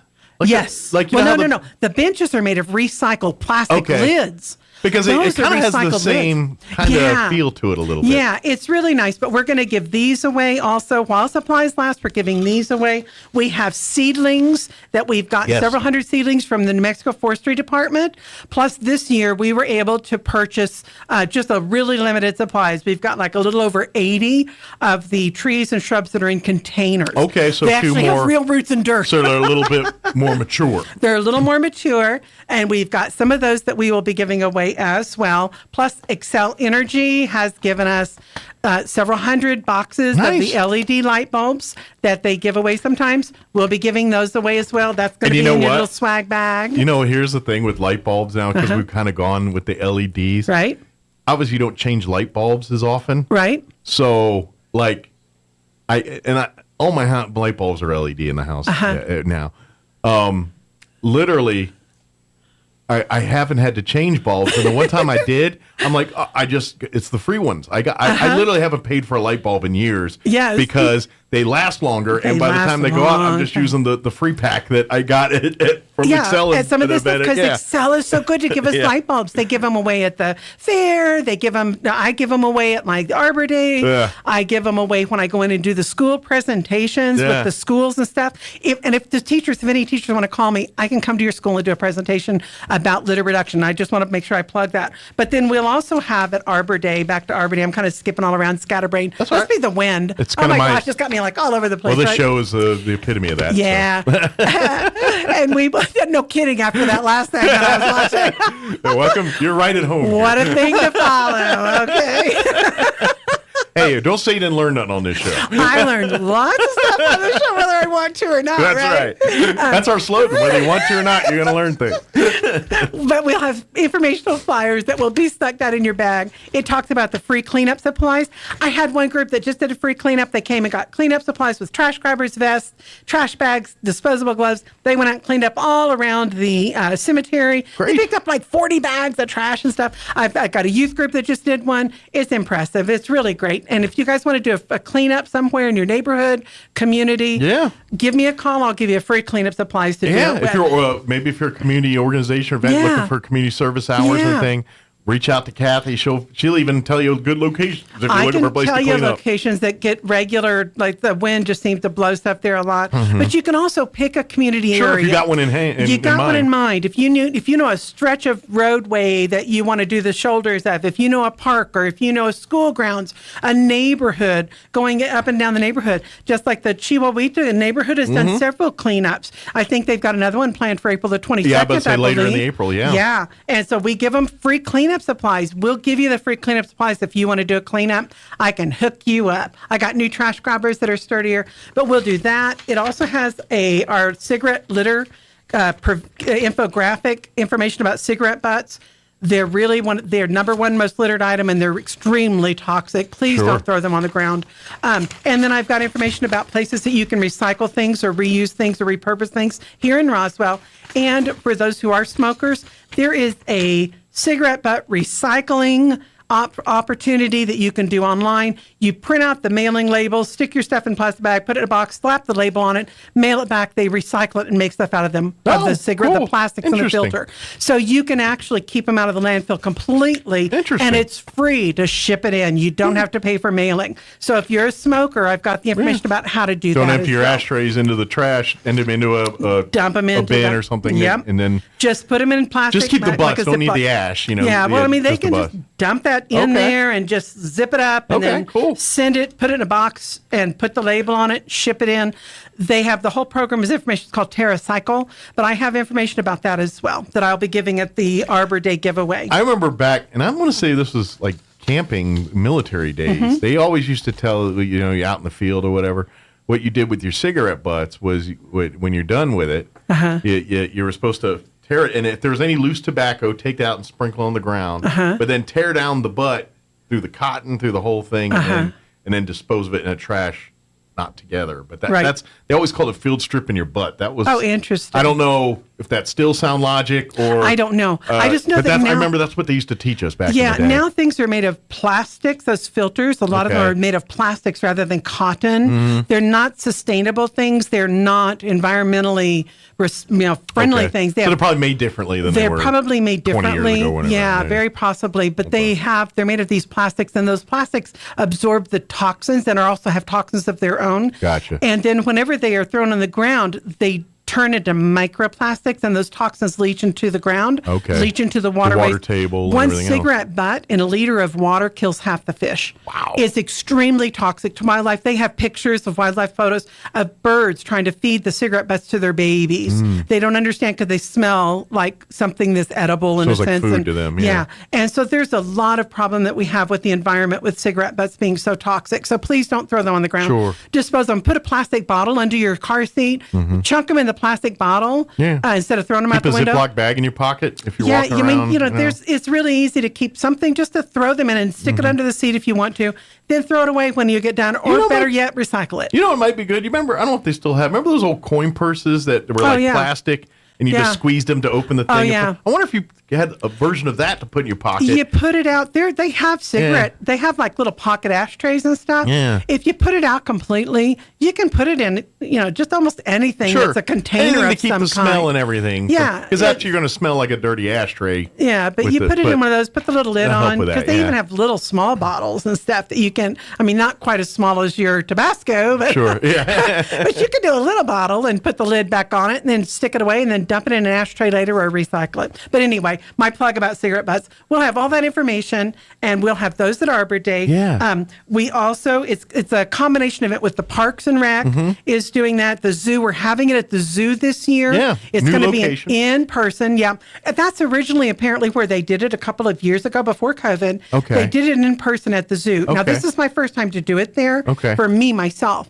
Ruben is our city arborist. Okay. And he knows all about trees. He will be there. He'll be able to talk to people about how to plant them. Questions and things. Yes, he'll be there in person. We have volunteers that are showing up. If you want to volunteer, be there at 8 o'clock. Okay. You can help us set up. It's an open call to community volunteers that want to come out and help us give away trees. Sure. Imagine if you want a tree and you volunteer, that way you can get, because it is a first come, first serve. Yeah, it's first come, first serve. And like I said, they'll start beginning at 9 a.m. o'clock. They'll go to 11. 9 or till they're gone. I'm about to say the history dictates if you wait till 11, you might not get a tree. I almost guarantee you won't get a tree. Last year was around 10 o'clock, 10:30 that we ran out. So try to be there around 9. There might be a little bit of a line, but yeah, 9, it goes 9:30. quick. If you come in around that time, we'll still, but absolutely if you want to volunteer. And all the different species of trees, saplings that they're going to be giving out are all rated to grow and thrive in our climate. They are native or what they call well adapted. They are either native New Mexico trees and shrubs, or they are well adapted that are able to survive and can live here well, that they're from other areas that are very similar to our environment. You know, if you guys ever get a chance to go out to Bitter Lake Wildlife Refuge, they spend half their time combating keeping the plant life that is not native to this area. Out of there? And that's kind of one of their biggest fights over there is because other plant lives have shown up here in New Mexico that are very hardy and what they do is they crowd out the stuff that's native. I see. And so they take over it. So part of that battle over at Bitter Lake is them trying to keep what's supposed to be there and not getting pushed out by what's not native. Yeah. So all of these are native or well adapted, this is going back to that real environmentalist, that real not just enhancing environment, but doing it in the way that the environment should be enhanced. Correct. And it's sustainable. It's things that are drought hardy. It's things that won't require so much water that it utilizes a lot more water than we need. This is the difference between good conservation and bad conservation. Correct. And I'm not trying to get political, but when you've got these people that are protecting wilderness areas and things, I understand the intent, but the problem is they've already been hit by man. Man mitigates in there, and if you just leave, you're going to make it 10 times worse. The animals won't have hunting grounds, and so you've got to have proper maintenance, eco-management there. Right. And so, or management. Yeah. And so this is kind of that. There's a way to do it and a way not to do it. And unfortunately, our government is doing it the wrong way. And that's the problem. Well, we have our arborist who knows all about this stuff from our city with Ruben and stuff. And he's really guiding and helping us in the selection of the things. You know, we're the 33rd year of being Tree City USA here in Roswell. We're the only city in New Mexico who has been Tree City consecutively that many years. So we have been consecutively every year. We have been certified Tree City USA. I would imagine too, when you come out on Saturday, you're going to hear stories because the sapling giveaway has been going on for quite a few years. A lot of years, apparently. To a point. Where if you walk around town, there's going to be some very mature trees. Yes. And you're going to point at them and say, that was one of the giveaway saplings that was from the event 20 years ago. You can go out to the cemetery and Ruben can point out some of the big trees that are out there that they bought at the same time that were saplings from some of the early giveaways. If they had a couple of saplings that didn't look so great, he planted them out there that were leftovers. He actually planted them out there. Now we have no leftovers. We give them all away because people have started coming out to them and stuff. So it's impressive. We also have out there, just so I mention it, the New Mexico Department of Tourism Clean and Beautiful grant helped us buy these seedlings and the trees and stuff. So thank you to them. Thank you to them, to the New Mexico Department of Transportation for the bags, Excel for the light bulbs. Well, this is one of my favorite programs that is done every year, the tree one, because I love it. It's fun, it's free. You can make it a teaching experience with your family because you can go back home and now the family learns how to plant a tree. Remember, water. Even if you got saplings, you want a hole way bigger than you think you need. Yes, you do. It's just even though you're getting saplings, that's rule number one when it comes to planting. And look above you, like Ruben says, look up when you plant because you want to look up for lines that are above or things that might interfere or roof, things because those suckers are going to get bigger if you water them and take care of them. And remember, they do put down roots and they spread out underground, so you don't want to put them up against the house or any place that might mess with your foundation or your pipes or anything like that. And we have on our Facebook page, Keep Roswell Beautiful's Facebook page, New Mexico, not Georgia,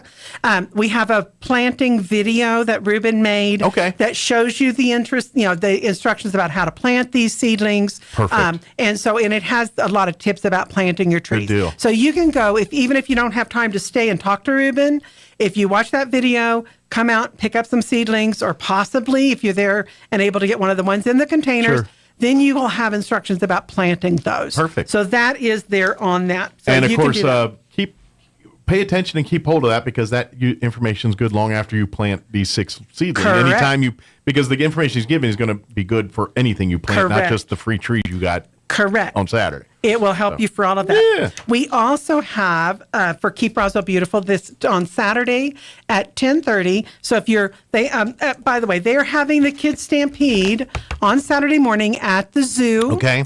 And so it is an event that the kids register to attend and to participate. They go to several stations where they have information about different animals, and they have to run that particular leg of the race like that animal. Gotcha. That kind of locomotion. They'll hop like a kangaroo to the next station. And so it's a really fun event that they have for kids. If you are interested in bringing your kids out for that, that will be happening inside the zoo that morning. So you can actually come pick up a tree, take your kids over to the Kids Stampede.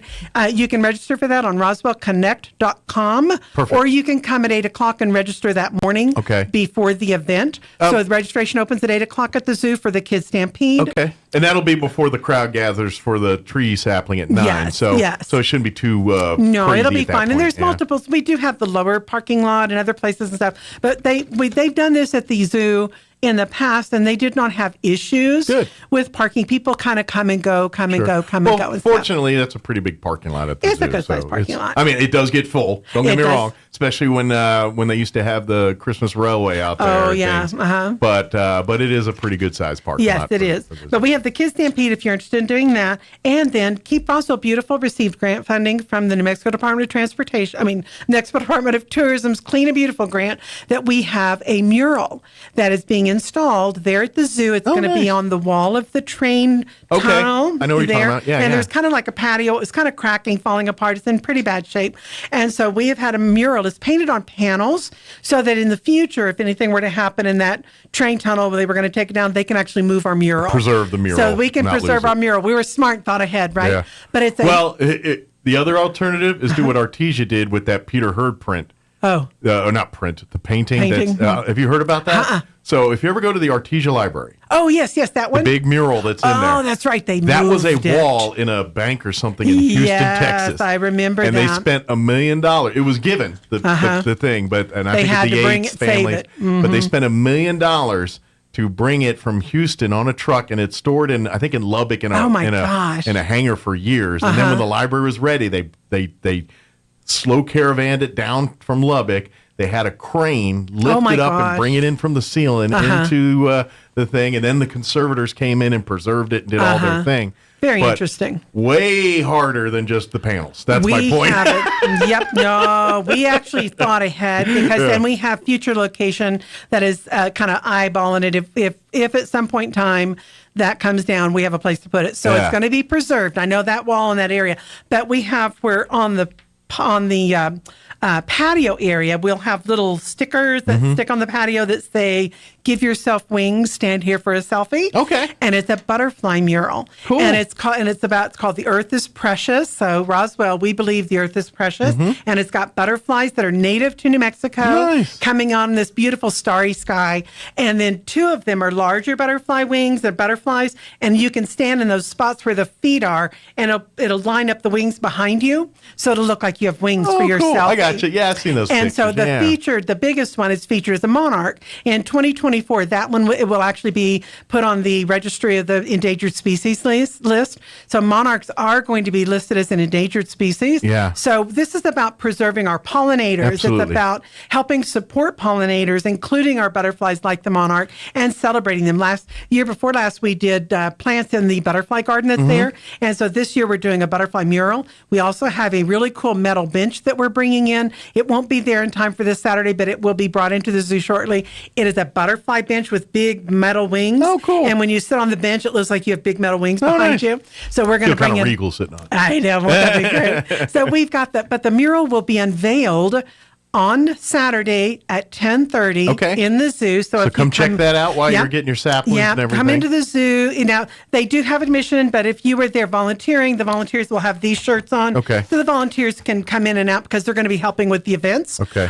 So volunteers can get in wearing their shirts. But also if you're part of the Kids Stampede, make sure you come over at 10:30 after the Stampede. We're going to unveil our new mural. Yeah, come check it out. The mayor will be there to unveil it and to show us what it looks like. It's going to be fun. It's by artist Larry Bob Phillips. Phillips. He is the Artist in Residence director for the Roswell Artist in Residence program that's here in Roswell. Cool. He's done other murals in town, the UFO Museum mural and the one at the museum as well. And he was Meow Wolf artist, and he's done murals all across the United States. So he's really he's got a quite resume to him. Yeah. He's pretty impressive, but he's the one who painted the mural. Oh, cool! And we're going to unveil that at 10:30 at the zoo. So come check that out while you're getting everything else. It's going to be a busy day because we've got that. We've got the Kids Stampede that's happening.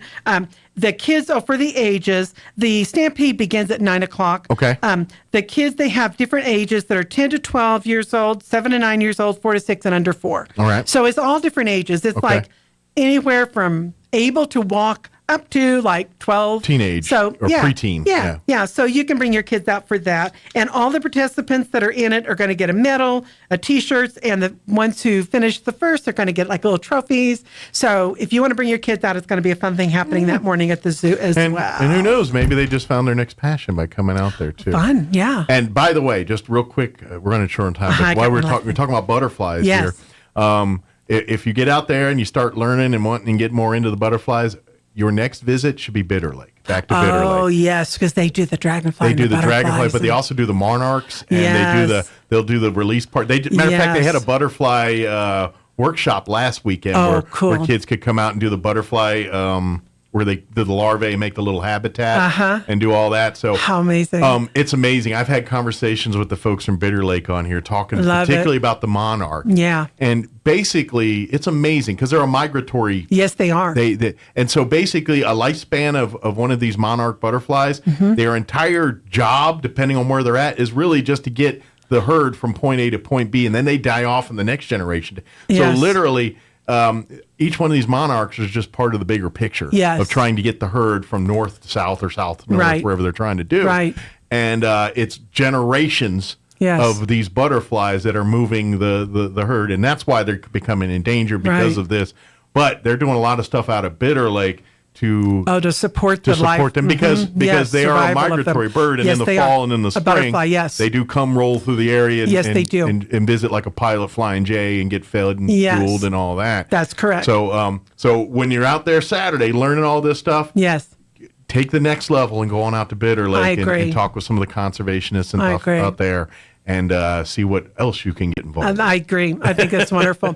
We absolutely need to support our pollinators like that. Those programs do a wonderful job of it. I love it. It's all cool. So please use these things to piggyback off other things. That's right. Who knows? Maybe the saplings you get finally gets the love for your family to get gardening or doing something like that. That's true. And it all started because y'all were planting some trees in the backyard. Yes. You know, that's what this is about. Yes. So we want to continue to give people those kinds of things that can be turned around and put into something that you take home with you and you can kind of incorporate that. Like at the Chihuahuita cleanup, the neighborhood over there that they're going to be doing the cleanup. I have not gotten the details as far as the exact times and setup location. If you talk with Sergeant Frescas with the RPD, she's the spearhead person. Correct. But Keep Roswell Beautiful bought, hundreds of dollars worth of flower seeds, and then we also threw in some tomato seeds because they can be put in planters. I'll be giving those away at the Chihuahuita cleanup. Oh, cool. And so I will have seeds, flower seeds and garden seeds and things to give you that are fresh this year's garden seeds to give away at that next cleanup. And that's another great thing for the family to do. Again, and that's it. We want to put things in your hands. Even if you tools don't have to clean up. Yeah. Things to plant, stuff that'll make a difference, things to reuse so it make a better choice with little small ways, and it makes a huge impact. Well, even like with the tomato plants and stuff, even if you don't have space for the garden, a couple pots. You could do it right on your porch, right in your backyard, or wherever out there in your garage if you wanted to. Absolutely. I mean, it can be done. It can be done. And now, eventually they get bigger, and you might have to figure out to move them at some point. I grew my tomatoes literally in great big pots every year. That's the only way. I can't. I have such bad, I live way out in the plateau down there. I have such bad alkali in my soil where I'm at. I have a hard time doing any gardening. I garden in pots. And I have tomato plants I did the whole season in pots. Another tip, we're running out of time, but another tip I'd recommend, go to Roswell Seed. Even if you've got the seeds and everything, that's right. Ask them because when you talk to them, we just had them on the radio. Depending on you live on the north end or the south end, there's like 20 different soil types in this area. And depending on where you live on the south end or the north end, they can tell you exactly what fertilizers, what nutrients to put in there to make it thrive.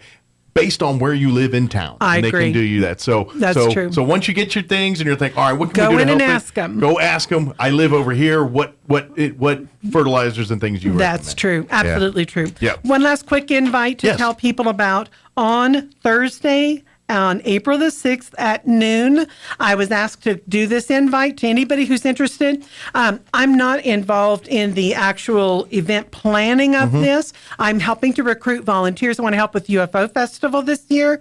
They're having a community meeting. They'll have multiple meetings. This is just one of them. Gotcha. If you can't make this one because of the time, they are going to try to hit other times Gotcha. and try to make it available to other people. If you're interested in volunteering, or if you have an event that's happening, or you have ideas about ways to make input.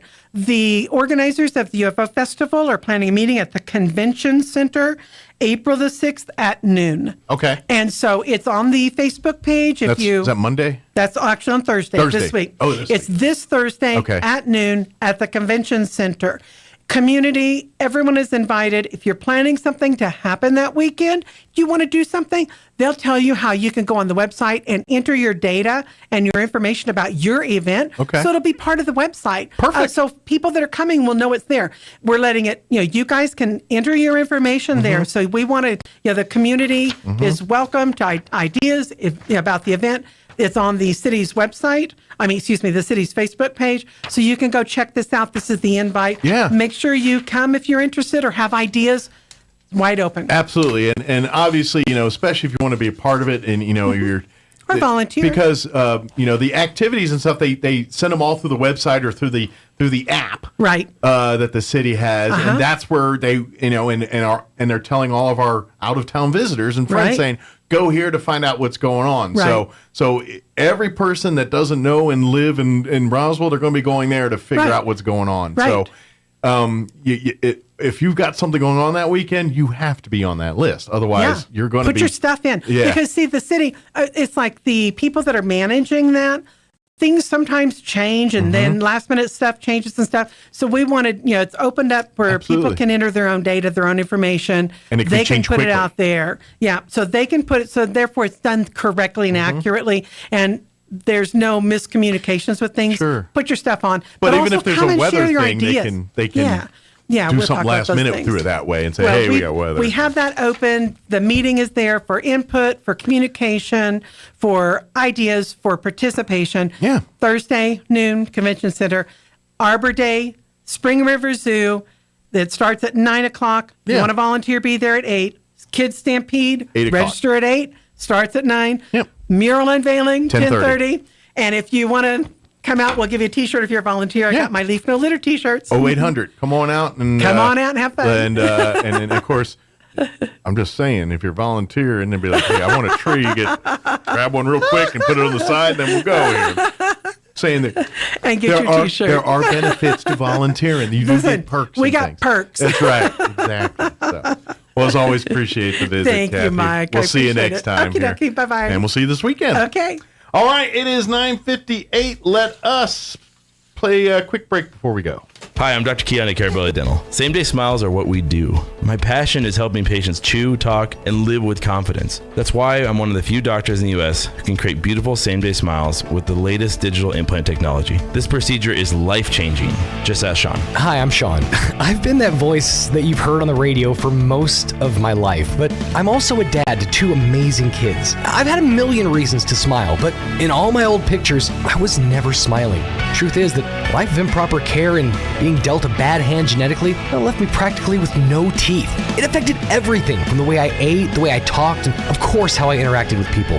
And that's where Dr. Keon and Carabelli stepped in. They eased my fears. They explained every step of the process in a way that I could understand, and they made me feel almost like I was part of the team. And now I can't stop smiling. I have so much more confidence, and I love looking in the mirror now. I can't explain how much of a difference Dr. Keon's dental implant process made for me. Our team can help you find your smile too. Come see us at Carabelli Dental, 575-622-4455. The great one, Mark Levin, is now in Roswell on 106.5 KEND Roswell. His legal team are vowing to fight the criminal charges against the